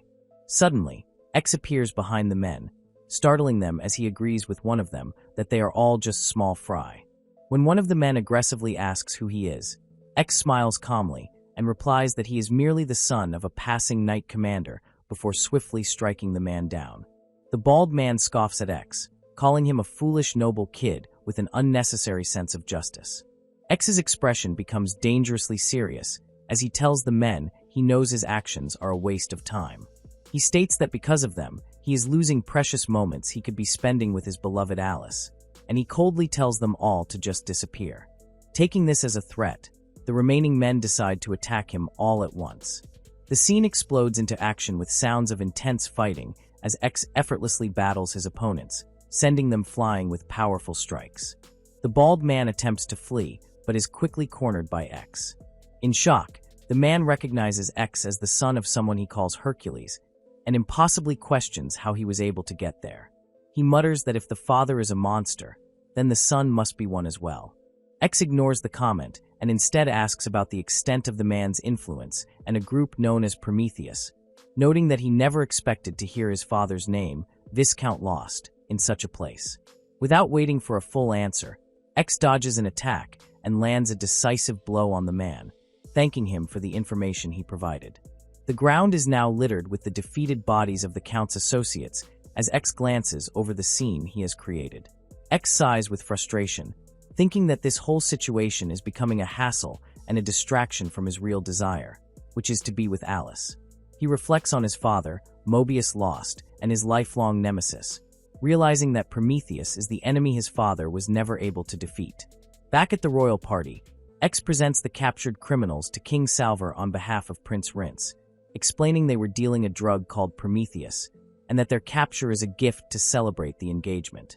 The king praises X for his excellent work. King Salver is deeply impressed with X for single-handedly dealing with such a major threat to the kingdom and offers him a noble title if he agrees to stay in Salver. X politely declines the generous offer, explaining that he must return to his own country where his beloved fiancée is waiting for him. Prince Rince accepts X's decision and extends a warm invitation for him and his fiancée to visit any time in the future. X announces his immediate departure, stating that he will run back and should arrive by morning before vanishing in a blur of motion. X's only thought is to see Alice again as he rushes home. His incredibly fast return shocks everyone, who wonder how he could have possibly traveled from the Salver Kingdom so quickly. Alice is also surprised to see him, questioning how he came back from the neighboring country when it was supposed to be his day off. X simply explains that he ran because he wanted to see her, mentioning that he is faster than any carriage. X pulls Alice into a tight embrace, telling her how painful it was to be separated from her for even a single day. Alice hugs him back just as tightly, confessing that she was also very lonely without him. She admits that she never realized how long a day could feel or how painful it would be to be apart from him. X gently caresses her cheek, saying that while he has much to tell her, there is something more important to do first. Holding her face in his hands, X looks lovingly into Alice's eyes and softly says, "I'm back." Alice looks up at him with a gentle smile and warmly welcomes him home. Later, while they are sitting together, Alice asks X about Prince Rince's engagement. X confirms the news, adding that because rumors about him and Alice were circulating, no one paid her much attention at the party. Alice shyly admits that she was a little worried that X might have become interested in one of the two princesses in the Salver Kingdom. X is touched by her cute worry and playfully asks how she could ever think he would be interested in anyone other than her. Overcome by her adorable, flustered expression, he teases that he might just eat her cute cheek, causing Alice to blush even more. Changing the subject, Alice says she has something important to discuss and asks X where they should hold their wedding. While X considers grand venues, Alice clarifies that she doesn't care about a fancy ceremony. She simply wants to become his wife, preferring a small, modest wedding with only their closest family. Overjoyed by her sincere feelings, X declares that she is the best and happily agrees with her perfect idea that a man wishes to honor X for his recent service in eliminating the group called Prometheus and successfully closing off their import route, an achievement he calls immeasurable. He tells X not to avoid the responsibility, but X insists that all the credit should go to Prince Rince. The man then offers X a reward, asking him to name what he wants. With a cheerful grin, X simply asks to be allowed to go home now, adding that the best reward for him is to be left alone. A younger man with light hair laughs and tells him that is not going to happen. The older man explains that X and Rince are destined to become the foundation of the country, so X's achievements must be made public to strengthen that foundation. In response, X makes a bold request, asking that the throne be given to Prince Rince at the same time the prince graduates from the academy. X confidently expresses that there is no need to worry because Prince Rince is a genius. He continues by stating his own plan to join the knights after graduation and quickly rise to the position of Knight Commander. The man listens to this proposal, tapping his fingers thoughtfully on a table as he notes how fearless X is to want to retire in just 1 year. Suddenly struck by an idea, the man decides to grant X the honor of creating a new, independent order of knighthood and declares that X will be its commander. X immediately voices his respectful decline of the offer, looking troubled by the proposition. The man clarifies that this new order will function as X's own private army, serving as a powerful trump card for the country with Rince as the future king. He makes it an official order that X must obey, emphasizing that this is necessary to completely eliminate the threat of Prometheus.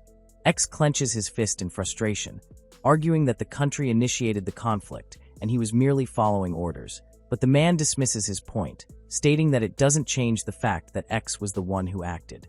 Smiling, the man asks if commanding a new order of knights isn't a good enough reward. X, looking annoyed, reminds him that he was meant to receive a reward, not be burdened with more troublesome responsibilities. He is then instructed to gather the members for his new order by the time he graduates. Overwhelmed and exhausted, X rolls on the floor while being told he can design the uniforms as he likes, and will even be provided with the best tailor for wedding dresses. X finally agrees, but only on the condition that he receives a decent salary and that his new duties do not interfere with his time with a woman named Alice. Later, X is with his father when he's asked if he heard about the bandits he captured while searching for Prince Rince's fiancée. When X says he hasn't, his father asks if he knows anyone by the name of Prometheus, causing X to flinch and demand to know where he heard that name. His father explains he heard it from the bandits, who are the people behind the recent troubles. He reveals that the man he once fought and couldn't defeat is part of that group. X looks disappointed that his father lost, but his father clenches his fist and clarifies that the man let him live, calling it a reward for his entertainment. X's father declares that this is his problem to solve, and he has no intention of involving his children. X calmly replies that their mother would be sad if he fought, and that he has no intention of dying, which visibly distresses his father. Realizing he must do something, X asks if the opponent used magic. His father confirms the man used physical enhancements like theirs, and perhaps even more than one type of magic, which is not normal. A flashback shows a one-armed man wielding black flames, and his father describes how the man seemed to be growing magic within himself, and would often talk to himself, as if conversing with someone inside him. X takes charge, telling his father that if he is prepared to fight to the death, then he will fight and win instead, promising a complete victory. He then reminds his father that as the Knight Commander, he is meant to protect his family, and making his wife cry would make him unfit to be X declares himself to be Alice's knight, stating he will not allow his father to die and make her sad. In a brighter scene, Alice points out that everyone seems to be looking at X. X playfully suggests that everyone is simply captivated by Alice's cuteness, causing her to blush. Their moment is interrupted when a girl approaches and mentions rumors about someone fighting dark organizations, thanking a lost Sand for saving her friend from being trafficked. More people join in, praising Lost Sand for saving so many people, while X sighs, wishing Alice didn't have to know about the dangerous things he does. Alice reveals that she heard about these events because her own brother was there. Worried, she holds X's arm and asks him not to be reckless, adding that Rin said he would become a secret hero. X thinks to himself that he only ever wanted to be Alice's personal hero. Alice acknowledges that people have been saved because of his actions, but expresses her fear of something happening to him. Touched by her sincere worry, X feels a sense of regret, remembering that a knight should not bring grief to those he has sworn to protect. He holds her hand, looking into her eyes as he promises that he will never leave her side and that they will always be together, his words flustering her. He firms his resolve, determined to use his power to protect the one he loves. X wants Alice to meet his parents who have insisted on seeing her soon. Alice happily agrees to go, bringing a wave of relief to X who thanks her. He explains that his parents will probably want to talk about their future and expresses some worry because it has been a long time since she has seen them. Meanwhile, a woman thinks about Alice marrying into the Viscount House of Lost and becoming her son's wife. Alice reassures the worried X that everything is fine. She then reveals that she has been thinking about her future with X for a very long time and is fully prepared for what's to come, which makes her happy. In fact, she has been daydreaming about all the things she wants to do once she is married to him. X is pleased by her enthusiasm and suggests they work together to make her ideal newlywed life a reality.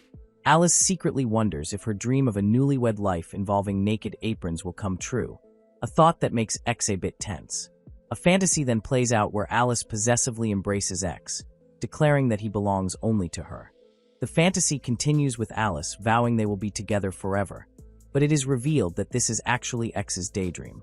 He secretly wishes she would act like a dominant and obsessive yandere, but feels it's impossible because his own love for her is already so intense.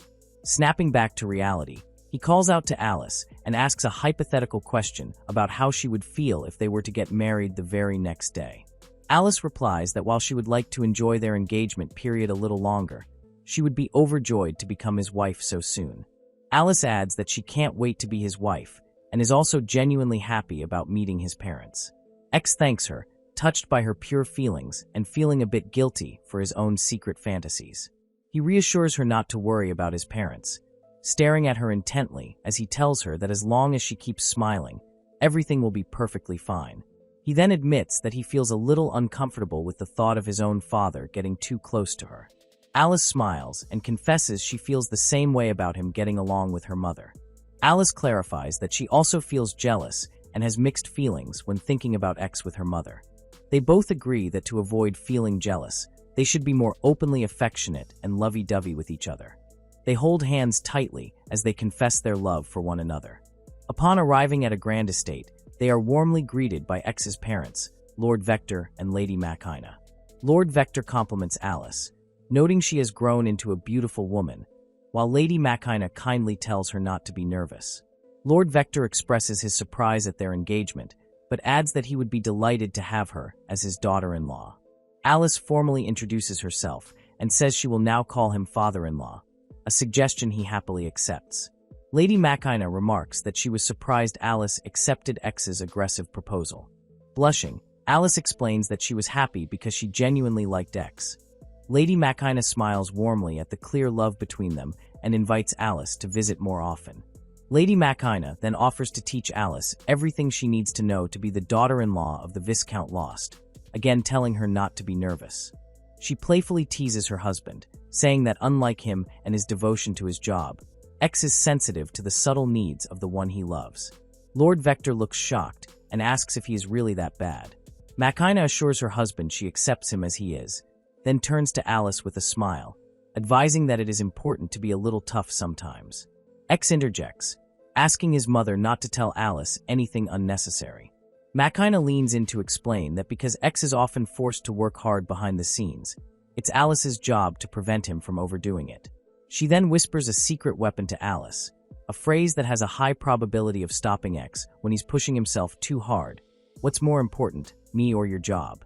Nearby, X quietly asks his father if he's ever heard that phrase, and his father admits it has been used on him twice, which is why he takes time off when he is not feeling well. This gives X the idea of pretending to be sick just so Alice will come and take care of him. Lord Vector grows serious and explains that for generations, the men of the Lost family have possessed overwhelming strength and a love for fighting, which has sometimes led them to abandon the women in their lives. Since X is destined to become a knight commander like his ancestors, it will be Alice's crucial job as his wife to bring him back from the battlefield. Alice looks determined and promises she will do her best.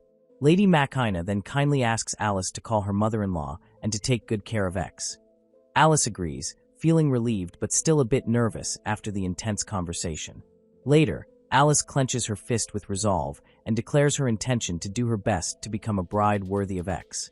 X thanks her but gently tells her not to try too hard, assuring her she is already more than attractive enough as she is. He then affectionately presses his forehead against hers. Sometime after, X notices Alice seems to be in a much better mood than usual and asks her why. Looking at her reflection, Alice explains that meeting his parents made her feel like she is finally moving forward. She felt that while X had done so much for her, she had been unable to do anything to help him in return. She expresses her happiness at finally knowing there is something she can do to support him. This makes X wonder what he could possibly ask of her, since anything she does for him already feels like a reward, and his thoughts drift to the idea of children's names. Alice overhears his muttering and gasps at the thought of having children with X. Realizing he spoke aloud, X clarifies he wasn't sure about having kids right after getting married. Alice begins to imagine their future children, picturing a beautiful daughter like herself and a cool, handsome son who takes after X. X modestly claims he isn't very good looking, but Alice passionately refutes this. She declares that he is incredibly cool and just like a prince on a white horse from a fairy tale. Touched by her heartfelt praise, X makes a solemn promise to her. He vows that whenever she finds herself in trouble or in a bind, he will come dashing to her rescue, just like a prince on a white horse. In another location, an older man instructs for a letter to be sent to the Viscount Loss residence. When a butler asks if the letter is for Sir Vector, the man says no. The letter is addressed to X, and the man refers to X as his grandson in a grand room. A man with white hair asks a young man named X about his future plans, having heard he will join the Knights after graduating from school. X confirms this is true, his expression serious as he quietly reflects that half a year has already passed since the night he proposed to his beloved Alice. The scene shifts to them sitting with tea, where the older man reveals he invited X because he had a question for him, while X takes a sip from his cup, his thoughts drifting to flirting and being intimate with Alice. The older man, who is X's grandfather, then asks if X likes children, and X calmly replies that he doesn't like them as much as others do. Hearing this, his grandfather asks if X would be willing to do him a favor, though X cautiously states that his agreement depends entirely on what the favor is. X then inquires if he has the right to refuse the request, as he looks away with a troubled expression, admitting he doesn't want to spend less time with his fiancée, and he puts his teacup down with a soft clink. His grandfather stands by the window looking out at the trees and explains that X has powers he may not know how to use, and he asks him to please share his knowledge. The grandfather suggests that X has experienced a different world and may even know about things like reincarnation, insisting that this is a special favor he could only ask of him and pleading for his help. X lets out a heavy sigh and finally agrees to the task, but makes it clear he will only do it for the specified amount of time, a condition his grandfather happily accepts. With the matter settled, the grandfather presents X with a magnificent sword in its scabbard, leaving X to question what it is. X asks why the sword isn't given to his father instead, but his grandfather explains that his father is clumsy and not a good match for it. He reveals the sword is a family treasure named Zero, with the power to nullify all magic, and believes X, being dexterous like his mother, would be a perfect match for it. The grandfather adds that the sword's true power awakens based on the feelings of its owner, and that a pure, straightforward heart will grant X immense strength. As X holds the shining sword, he feels a strange pressure emanating from it. The grandfather observes that the blade has become lighter, a sign that it is responding to X's feelings, and he tells his grandson to take the family treasure with him. Touched by this gesture, X calls out to his grandfather, who smiles warmly and says he doesn't mind, as he couldn't simply ignore his adorable grandson who has been having a hard time lately. A grateful X bows deeply to thank him, and they then proceed outside where 3 young children are waiting to begin their lesson. One of the students, a girl with twin pigtails named Rhea, explains to their new teacher that she feels she can't control the magic that unconsciously pours out of her. Another student, a boy named Gulliver, questions if X is truly strong enough to teach them, confidently stating that he himself is quite powerful, but X calmly replies that he is stronger than all of them. X learns that the third student, Monica, possesses hypnotic magic much like Maria's, and he decides that the best way to teach them is through practical application. X proposes that they start by practicing hypnosis on him, which surprises the students. Monica wonders what will happen if their teacher actually falls under her spell, but X simply encourages her to give it a try. Monica attempts to use her magic on him, but he remains completely unaffected. The students look confused as Monica expresses her certainty that she used her magic correctly. X then explains that hypnotic magic doesn't work on him and tells her to try it with more force. As they talk, Rhea suddenly cries out as her uncontrolled magic flares up beside her. X reassures a worried Rhea that it's okay for her to use her magic freely so she can learn to control it, promising that no one will get hurt there. Finally, he turns his attention to Gulliver, announcing that they will train together in combat without magic. A confident Gulliver tells his relaxed-looking teacher not to worry and dashes forward to attack. Gulliver is immediately knocked to the floor with a thud, and X stands over him, advising that while Gulliver's characteristic is speed, His attacks won't be effective unless he moves around much more. From the sidelines, Monica watches in awe, noting that their teacher is very relaxed while blocking all of Gulliver's attacks without using any magic. Rhea adds that she has been trying to use hypnosis on X multiple times during the fight, but the magic keeps getting nullified. Gulliver, now panting and exhausted, struggles to keep fighting. With tears in his eyes, X asks him if he wants to stop or continue, but Gulliver tearfully insists he is not crying and defiantly shouts that he will keep going. Filled with a new sense of determination, Gulliver declares that he will absolutely land a hit on his sensei. X smiles at his student's spirit and encourages him to keep trying, while also reminding Rhea not to hesitate to use her magic. After the training session ends, a tired Gulliver leans over to catch his breath. When X asks if he is okay, Gulliver says it's nothing to worry about and promises his teacher that he will definitely hit him next time, before bowing and thanking him for his continued support. The other students also thank X, and later he is seen at his desk writing notes about their progress. He concludes that Gulliver's speed would be best suited for a light weapon like a rapier. Rhea needs to develop an understanding of her power, and Monica is constantly trying to use her hypnosis magic on him. While working, X finds his thoughts turning to Alice, wishing he could hear her voice and had an easy way to contact her in this different world. He muses that he must do his best so this new teaching job doesn't cut into his time with her, and at the very least, he wishes they could feel each other's presence when they are nearby. Meanwhile, on a starry night, Alice stands on a balcony when her maid, Maria, approaches and tells her she will catch a cold. Maria playfully asks if Alice was thinking of lost San again, and Alice denies it with a sigh, though she admits that being unable to see him for even a little while makes her anxious. Maria dismisses her worries as needless, reminding her that she will see him tomorrow and should rest soon. She then teases that lost San would make a fuss if he saw dark circles on Alice's pretty face, revealing that X is the cause of her sleep-deprived state.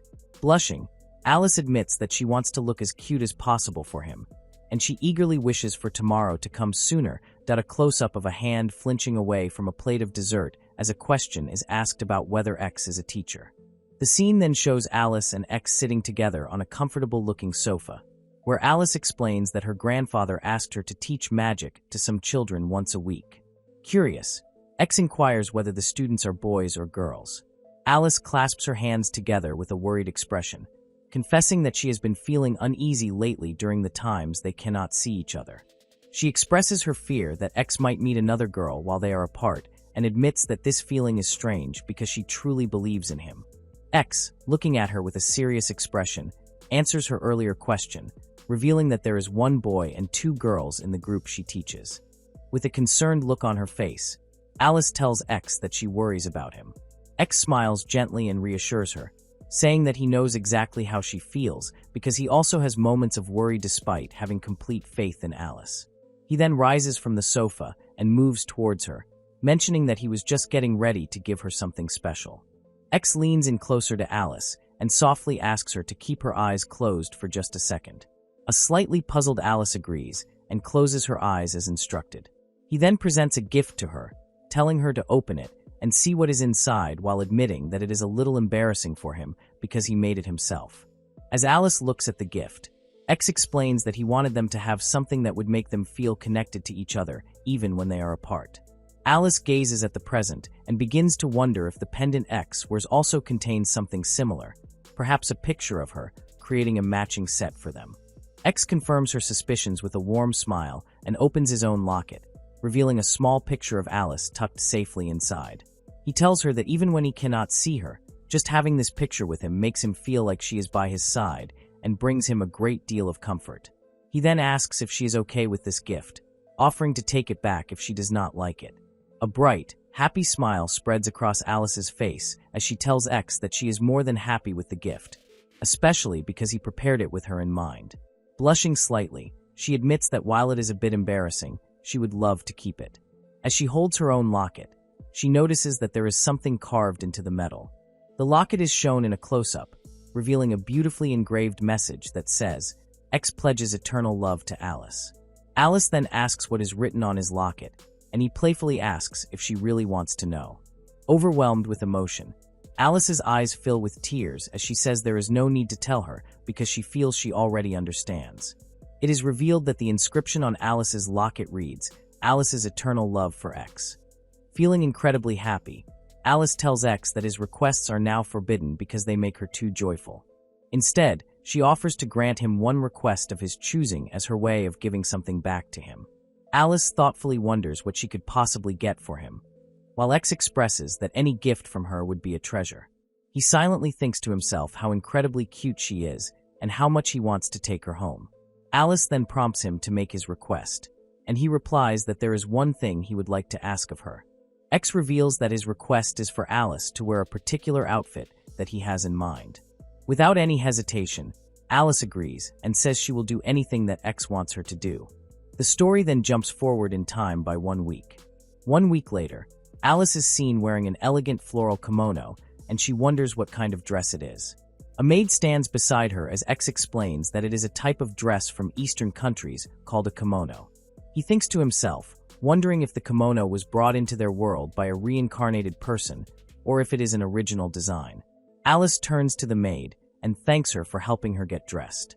X gazes at Alice with admiration, telling her that the kimono looks very good on her and that her natural charm shines through even when she is wearing exotic clothing. Alice comments that kimono is a name for a dress. X then has a private thought, exclaiming to himself how amazing she looks and how he wishes he could take her home right then and there.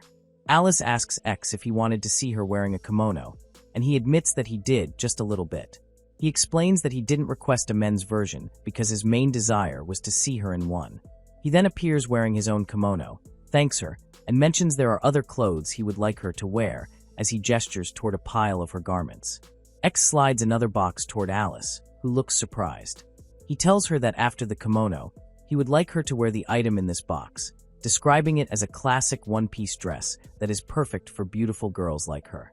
Upon opening the box, Alice is visibly shocked and blushes deeply when she sees what she thinks is underwear. X, however, smiles and clarifies that it is actually a swimsuit, which is an outfit meant for swimming or playing in the water. Alice, still flustered, thinks to herself that it is a very lewd item. Still blushing, Alice asks X if he is interested in seeing her skin. X puts the box down with a clatter and confidently confirms that he is, of course, interested. He continues by explaining that absolutely everything about Alice is of interest to him, and he looks forward to the future where he might eventually see all of her. Looking up at him, Alice asks if he is thinking about something lewd, realizing that his feelings might mirror her own. X leans closer and gently clarifies that he does not consider his thoughts about their future together to be lewd. X admits that he thinks about Alice so much that he sometimes cannot help but have those kinds of thoughts as well. He then asks her if this disappoints her. Alice quickly shakes her head and reassures him that it is not true at all and that he has not disappointed her in any way. Alice fidgets a little before confessing that she has also had lewd thoughts about X, though just a little bit. She then asks if her confession disappoints him. X tenderly touches her face and tells her, no way, adding that her honesty actually makes him very happy. Later, as X walks down a corridor with the maid, she mentions that she did not know kimonos existed in their world and asks him how he managed to get one. X simply replies that he used a secret route. The maid, who has a romantic interest named Varys, asks X if he could use his secret route to get a kimono for her too, as she wants to show it to him. X smiles confidently and remarks that he and Alice are in love, after all, implying their connection is special. The maid becomes flustered and insists that his relationship is beside the point. X tells the maid that it would become a problem if she started to rely on him for such things. He then changes the topic and asks if there has been any unusual activity related to Otome games recently. He reminds her to continue looking after Alice while he is away. The maid reflects on how affectionate X and Alice are with each other, even though they are not yet married, and knows she will continue to serve Alice after their wedding. She then wonders aloud if the young lady feels the same way about their relationship, which prompts X to ask what she means. The maid explains that she recently overheard Alice talking in her sleep. A flashback shows Alice peacefully sleeping while murmuring X, I love you. The maid concludes that even in her dreams, Alice was passionately in love with him. A glimpse into X's thoughts reveals his deep longing to be with Alice. He fantasizes about a terrible storm that would block the road, forcing her to stay the night with him because he finds it hard to wait until they are married. X tells the maid that he is counting on her to look after Alice while he is gone. He then says he is leaving and explains that he doesn't want Alice to see them talking together and get the wrong idea. As he departs, he gives the maid a stern warning not to touch Alice, revealing his overprotective nature, which causes the maid to sigh about his behavior. The maid then mentions that there is a story that has become quite popular lately and asks X if he has heard it. When he replies that he has not, she says that if he doesn't know, then she doesn't care to tell him, adding that he will surely hear about it sooner or later anyway. X calls out to her, asking what story she is referring to, but the maid continues to walk away without giving him an answer. A young boy with his hair tied back is seen lying on the ground while looking up and asking his teacher, Sensei, if he is a nobleman.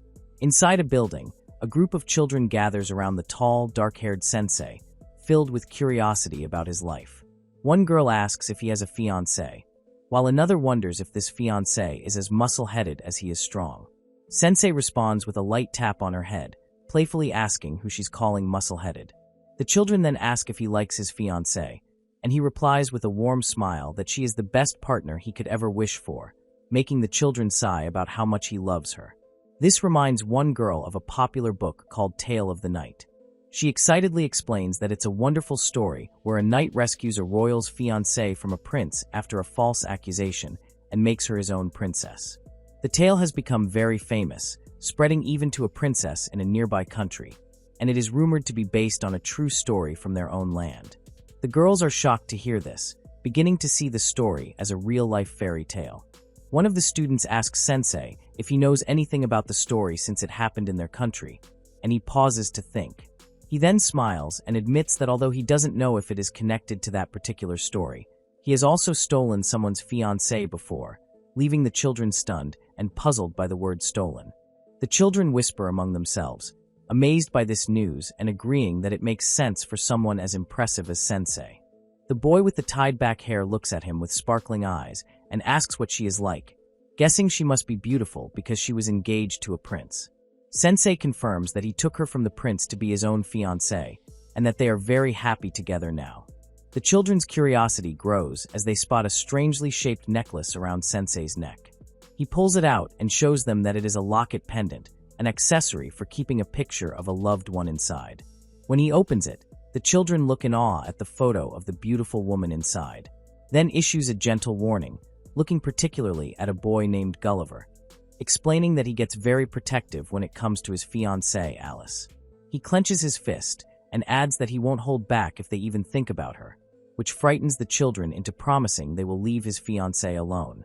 Changing the subject, the boy with the ponytail asks Sensei if he is going to become the knight commander someday.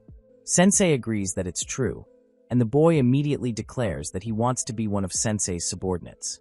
The other children excitedly join in, saying they also want to work under him, even if they can't become knights themselves. The boy boldly claims he will become stronger than anyone else if he works for Sensei, a statement Sensei thinks might be true. Sensei promises that if they still feel the same way as adults, he will gladly welcome them, and the children cheer loudly, vowing to do their best. Later, the scene shifts to Sensei, now in a uniform and called X, talking with a white-haired man named Rince. They are looking over designs for a high-quality wedding dress that X has created. Rince glances at the sketches and comments that X seems capable of doing anything, impressed that he drew them himself.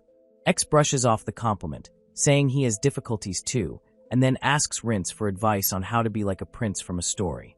Rince believes X is already like a storybook character, explaining that while he looks normal on a horse, X looks like a true prince on a white steed, while a monstrous creature is comically imagined behind Rince. Their conversation turns serious as they discuss the king's request to form a new knight order. Rince points out that X's significant status means he cannot be ignored in this matter. Feeling annoyed by the obligation, X jokes that maybe he should just create his own country.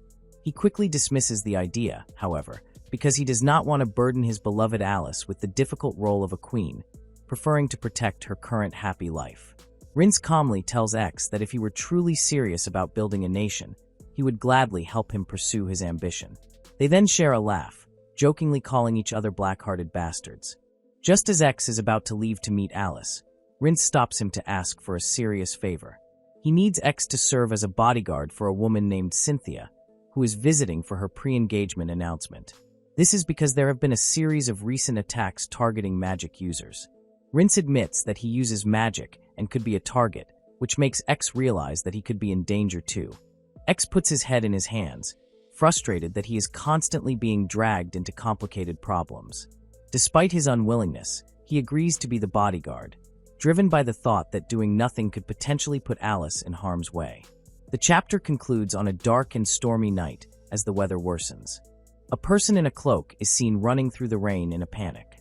Suddenly, a terrifying, shadowy monster with a single glowing eye appears directly in their path, and the scene cuts away as the creature lunges forward to attack. A conversation unfolds about Lady Cynthia's potential marriage to Prince Rince right after their graduation.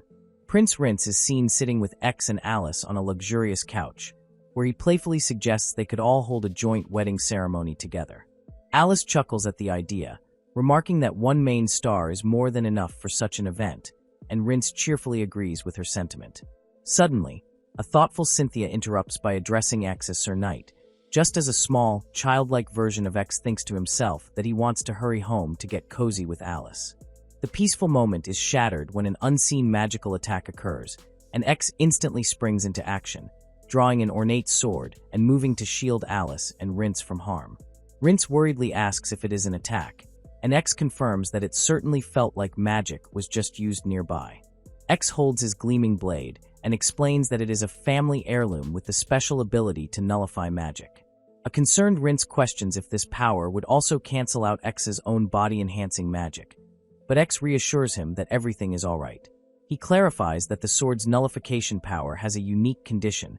It only works against others if the user possesses an unshakable heart, which allows the wielder to use their own abilities without any interference. With his sword sheathed at his side, X reveals that it is a powerful weapon designed to kill humans who use magic, and because of this, he does not intend to use it frequently. He looks confidently towards Alice and declares that his heart and his feelings for her are more unshakable than anything in the world, so the sword's condition is no issue for him at all. Rince smiles warmly at this, saying he feels the same way and only wants to use his power to protect Alice. As Rince agrees that this sentiment is just like X, Alice listens with a gentle smile and a soft laugh. Rince then happily observes that he and Sir Knight seem to be very close friends, a statement that Rince agrees with, but X immediately denies. X looks away and mutters about their supposed closeness, leading Rince to express that he would prefer it if they could be best friends. X stands coolly in a doorway and states that friendships between men are fine as long as they are in moderation and not overly clingy, a response that makes Rince happy to hear. The mood shifts when Alice gently reminds Cynthia that she was about to ask X a question before the magical attack interrupted them. Rince expresses his surprise that Cynthia is taking an interest in another person, while a slightly embarrassed Cynthia formally requests that Sir Knight arrange a meeting with his fiancée, as she wishes to meet her and become her friend. X carefully considers her request, thinking to himself that refusing would be rude, and that Cynthia doesn't seem like the type of person who would ever bring harm to Alice. With a kind smile, he agrees to arrange the meeting, and a delighted Cynthia thanks him very much for his understanding. Later, the two women meet, and Cynthia introduces herself as Cynthia Salver, the second princess of the Salver Kingdom, while Alice introduces herself as Alice Misty of the Misty Duchy. Cynthia's heart thumps in her chest as she meets the lovely Alice for the first time, and Alice offers her a warm and pleasant greeting. At a tea party, Alice kindly suggests that Cynthia can call her by her first name without any formal honorifics, and she then asks if calling her Miss Cynthia would be all right. Rince adds that Cynthia can also call him Alice without any honorifics, and Cynthia agrees to this arrangement. Alice then politely asks Cynthia why she wanted to meet, and Cynthia explains that she was curious to meet the person who Sir Knight thinks so highly of. With sparkling eyes, Cynthia excitedly asks Alice if she had always been in love with Sir Knight from the very beginning, or if she only fell for him after he confessed his feelings. Alice looks a little surprised by the direct question, and Cynthia goes on to explain that the story of their engagement is famous even in her own country. Alice is completely shocked to learn that the news of her engagement has spread to other countries. Alice asks how the story is being told abroad, and Cynthia explains that there are so many different rumors that she wanted to meet Alice in person to learn the truth. Seeing Alice being put on the spot, X gently steps in and asks Lady Cynthia not to bully his fiancée too much with her questions. The conversation shifts as Alice asks X if he knew about the rumors and Rince apologizes, admitting he didn't mention it because he thought X might get embarrassed. Alice expresses her frustration not about the rumors themselves, but that X's grand confession has become such a public spectacle. Cynthia smiles and observes that she was surprised to see Sir Knight's natural smile, noting that he always seems to be forcing his expression but has a genuinely kind face whenever Alice is around. Alice agrees with this, confirming that the smile she was used to seeing always seemed a bit strained. Alice gazes warmly at X and says that he has always been a kind person, while X appears lost in thought. The topic changes again as Alice says she is more surprised by Cynthia's sudden engagement to Prince Rince and asks what led to it, prompting Cynthia to admit that she was the one who confessed her feelings. While sipping his tea, Rince confirms that Cynthia made a very bold public confession to him. Alice playfully remarks that it couldn't have been as bold as X's public confession, and X explains that he put on such a show in front of all the nobles because at that moment he was only thinking about Alice. Alice observes that Prince Rince and X seem to be very close, which Rince agrees with, adding that Cynthia had said the same thing to him. However, X firmly states that he has no intention of getting close to anyone other than Alice, and that is why he denied their friendship. Alice then notices that both Rince and Cynthia are wearing matching pendants and asks if they are a set. Cynthia is immediately flustered by X's romantic gesture and tells him not to become any more handsome, while Rince thinks to himself that he should learn from X's example. She explains that the pendant is a precious gift from X and has a stone that is the same color as his eyes, and she excitedly wonders if the ring on Alice's finger is also a matching piece. X sweetly explains that he gave them the gifts so they wouldn't feel lonely during the times they have to be apart. Later, Rince reflects on the day, noting that the magic hunters never appeared and the tea party ended safely. He concludes that it would be wise for them to remain on high alert going forward, and suggests to X that it might be a good time to officially start the Knight's Order he has been planning. The scene shifts to X approaching a group of children and an adult man named Fan, announcing his intention to have them all join his new organization. Fan immediately protests and begins arguing with one of the children, claiming he is much stronger. X calmly states that, in terms of ability, Fan is actually the most useless member of the group, a claim that Fan angrily denies. Fan demands to know why he was even invited, and a diagram shows that the group consists of one adult, one teacher, and several children, which is an unusual structure for a knightly order. One of the students expresses doubt about having Fan in their group, but the teacher defends the decision, noting that despite his flaws, Fan possesses a decent amount of patience. X watches them and asks if the children are his students, which they confirm, and he learns about their teacher-student relationship.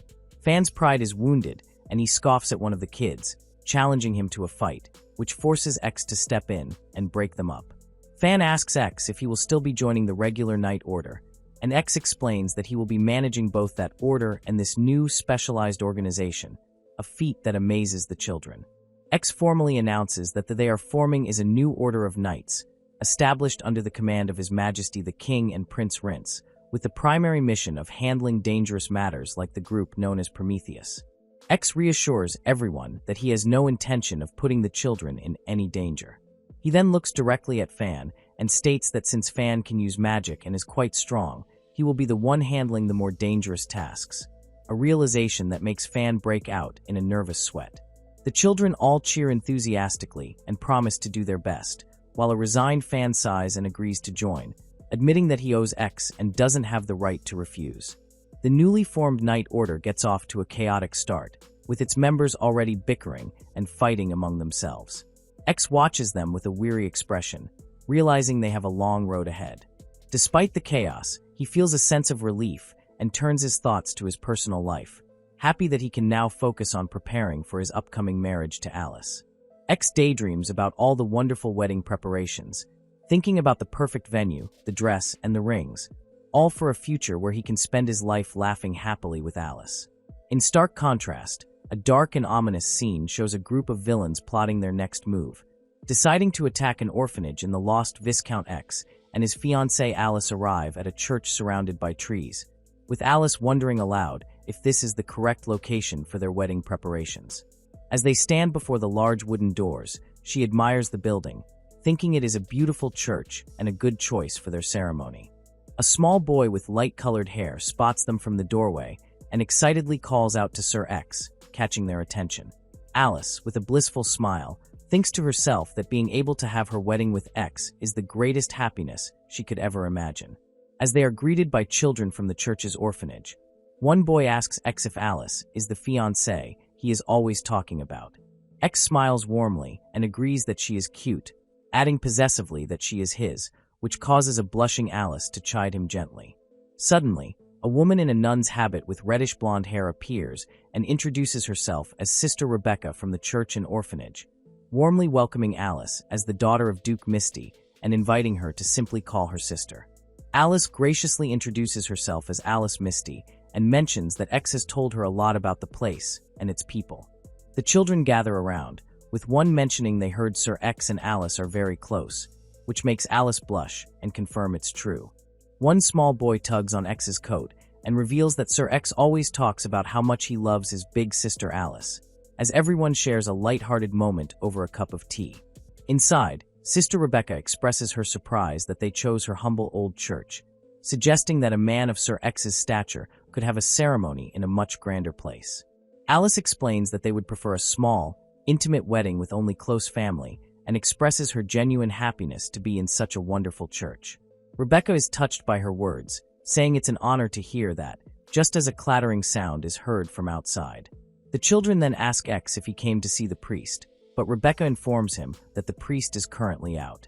The curious children peek from behind a wall before gathering around the couple, prompting Rebecca to tell them to behave while Alice smiles apologetically. One of the little girls asks Alice to explain what a fiancé is, and Alice describes it as a relationship between a man and a woman with marriage in mind. When the girl asks if it's always about someone you like, Alice explains that's not necessarily the case. X joins the conversation, touching a locket on his necklace, as he adds that sometimes you are lucky enough to end up with the person you love, like he did, but it's also possible to be matched with a complete stranger. The little girl then looks to Alice and asks if she is happy, to which Alice replies with a heartfelt yes, saying she is happier than anything. X watches Alice with a fond smile, but his expression suddenly sharpens as he hears a commotion. He stands up, adjusting his collar, and tells Alice there's a lot of noise outside that he needs to check on, leaving her looking concerned. X quickly finds a shocked Sister Rebecca and informs her that the priest is being attacked, sternly warning her and the children not to go outside under any circumstances. Outside, a blond man stands over the defeated priest, expressing his annoyance that X has interrupted his fun. The bruised priest recognizes Sir X, and the attacker smirks, remarking on the perfect timing. He reveals that he used the priest and the others as bait to lure X out, surprised that his target showed up personally. When X demands to know what the man's plans were, the attacker coldly details his intentions to kill the priest and sell the children and Sister Rebecca for a high price. From the doorway, Alice, Rebecca, and the children look on in absolute horror. The attacker explains that it's just a job and he was likely hired by a noble who considers X a nuisance, as defeating him will bring a large sum of money. He then taunts X, asking if he plans to run away. X calmly warns the man not to regret his actions before delivering a powerful punch that sends the man flying backward with a loud thwack. The man's accomplices rush forward, but X is unfazed. He shatters one of their swords with his bare hand and swiftly moves through them, dodging and striking with incredible force. One of the thugs shouts that he's a monster as his comrades are left defeated on the ground. X finishes the fight by slamming the last thug into the cobblestone with overwhelming power. The lead attacker struggles back to his feet, cracking his knuckles and admitting that X's attack hurt, realizing his opponent can use magic. X correctly identifies the man's power as muscle enhancement, which surprises the attacker. The man rubs his sore neck, admitting he thought the job was too good to be true and now understands that X is no ordinary noble brat, but a being of monstrous power. He laments his terrible luck in having to face such a formidable opponent. X responds quietly that it isn't like that, but then his demeanor changes as he looks up with a chilling smile, telling the man he wouldn't be this serious if they had already ransacked the place. The attacker is shaken, realizing X is not joking, while Alice and Rebecca watch with apprehension. The man resolves to make one last desperate attempt, seeing no other way out. As he prepares to fight, X feels his own limit approaching, that in a flash of movement. The fight is over. The attacker is left defeated and ignominiously stuck headfirst in the broken cobblestones, muttering that this is bad. X looks at his own hand, briefly worrying that he failed to hold back his strength, but is relieved to see the man is otherwise okay. The priest thanks Sir X profusely for saving them all, but X clarifies that the attackers seem to have come for him specifically. Alice watches them, her hands clasped tightly as she quietly says X's name, her face filled with worry. Looking at the tied-up assailants, she wonders why everyone seems to attack X, and why he always finds himself in these dangerous situations without ever telling her. Overwhelmed with emotion, Alice rushes to X and hugs him from behind, telling him she was incredibly worried and won't forgive him for it. X, surprised by her actions, remarks that it's eccentric to worry about a monster like him. With tears in her eyes, Alice apologizes for worrying, prompting the defeated attacker to plead with her to take back her sentiment. Alice turns on the man, her voice filled with fury as she declares that she won't let anyone call X a monster because he is too important to her. X watches her, moved by her fierce defense. He then clarifies that while he possesses power beyond ordinary people, he despises being grouped with villains who find joy in the suffering of others. The attacker scoffs that it's easy for him to say that, insisting that deep down, X is just like them. Alice vehemently denies this, but X gently steps in front of her, telling her that's enough. He takes her hand and thanks her for getting angry on his behalf, and she softly explains that it's because he's precious to her, to which he lovingly replies that he loves her too. X admits that he is the one who is reckless, and that she must not follow his example. He explains that even though he has a unique power, Alice is the one who sees him for who he truly is, and he is happy that she protects him in her own way, as it's a matter of the heart. He leans in and kisses her tenderly, telling her that having her by his side gives him the strength to do anything. As they share this moment, Alice thinks about how unfair X is for always captivating her and stirring her heart, realizing she feels the exact same way. Their intimate moment is interrupted when a new man with light hair appears, greeting X as if they are old acquaintances.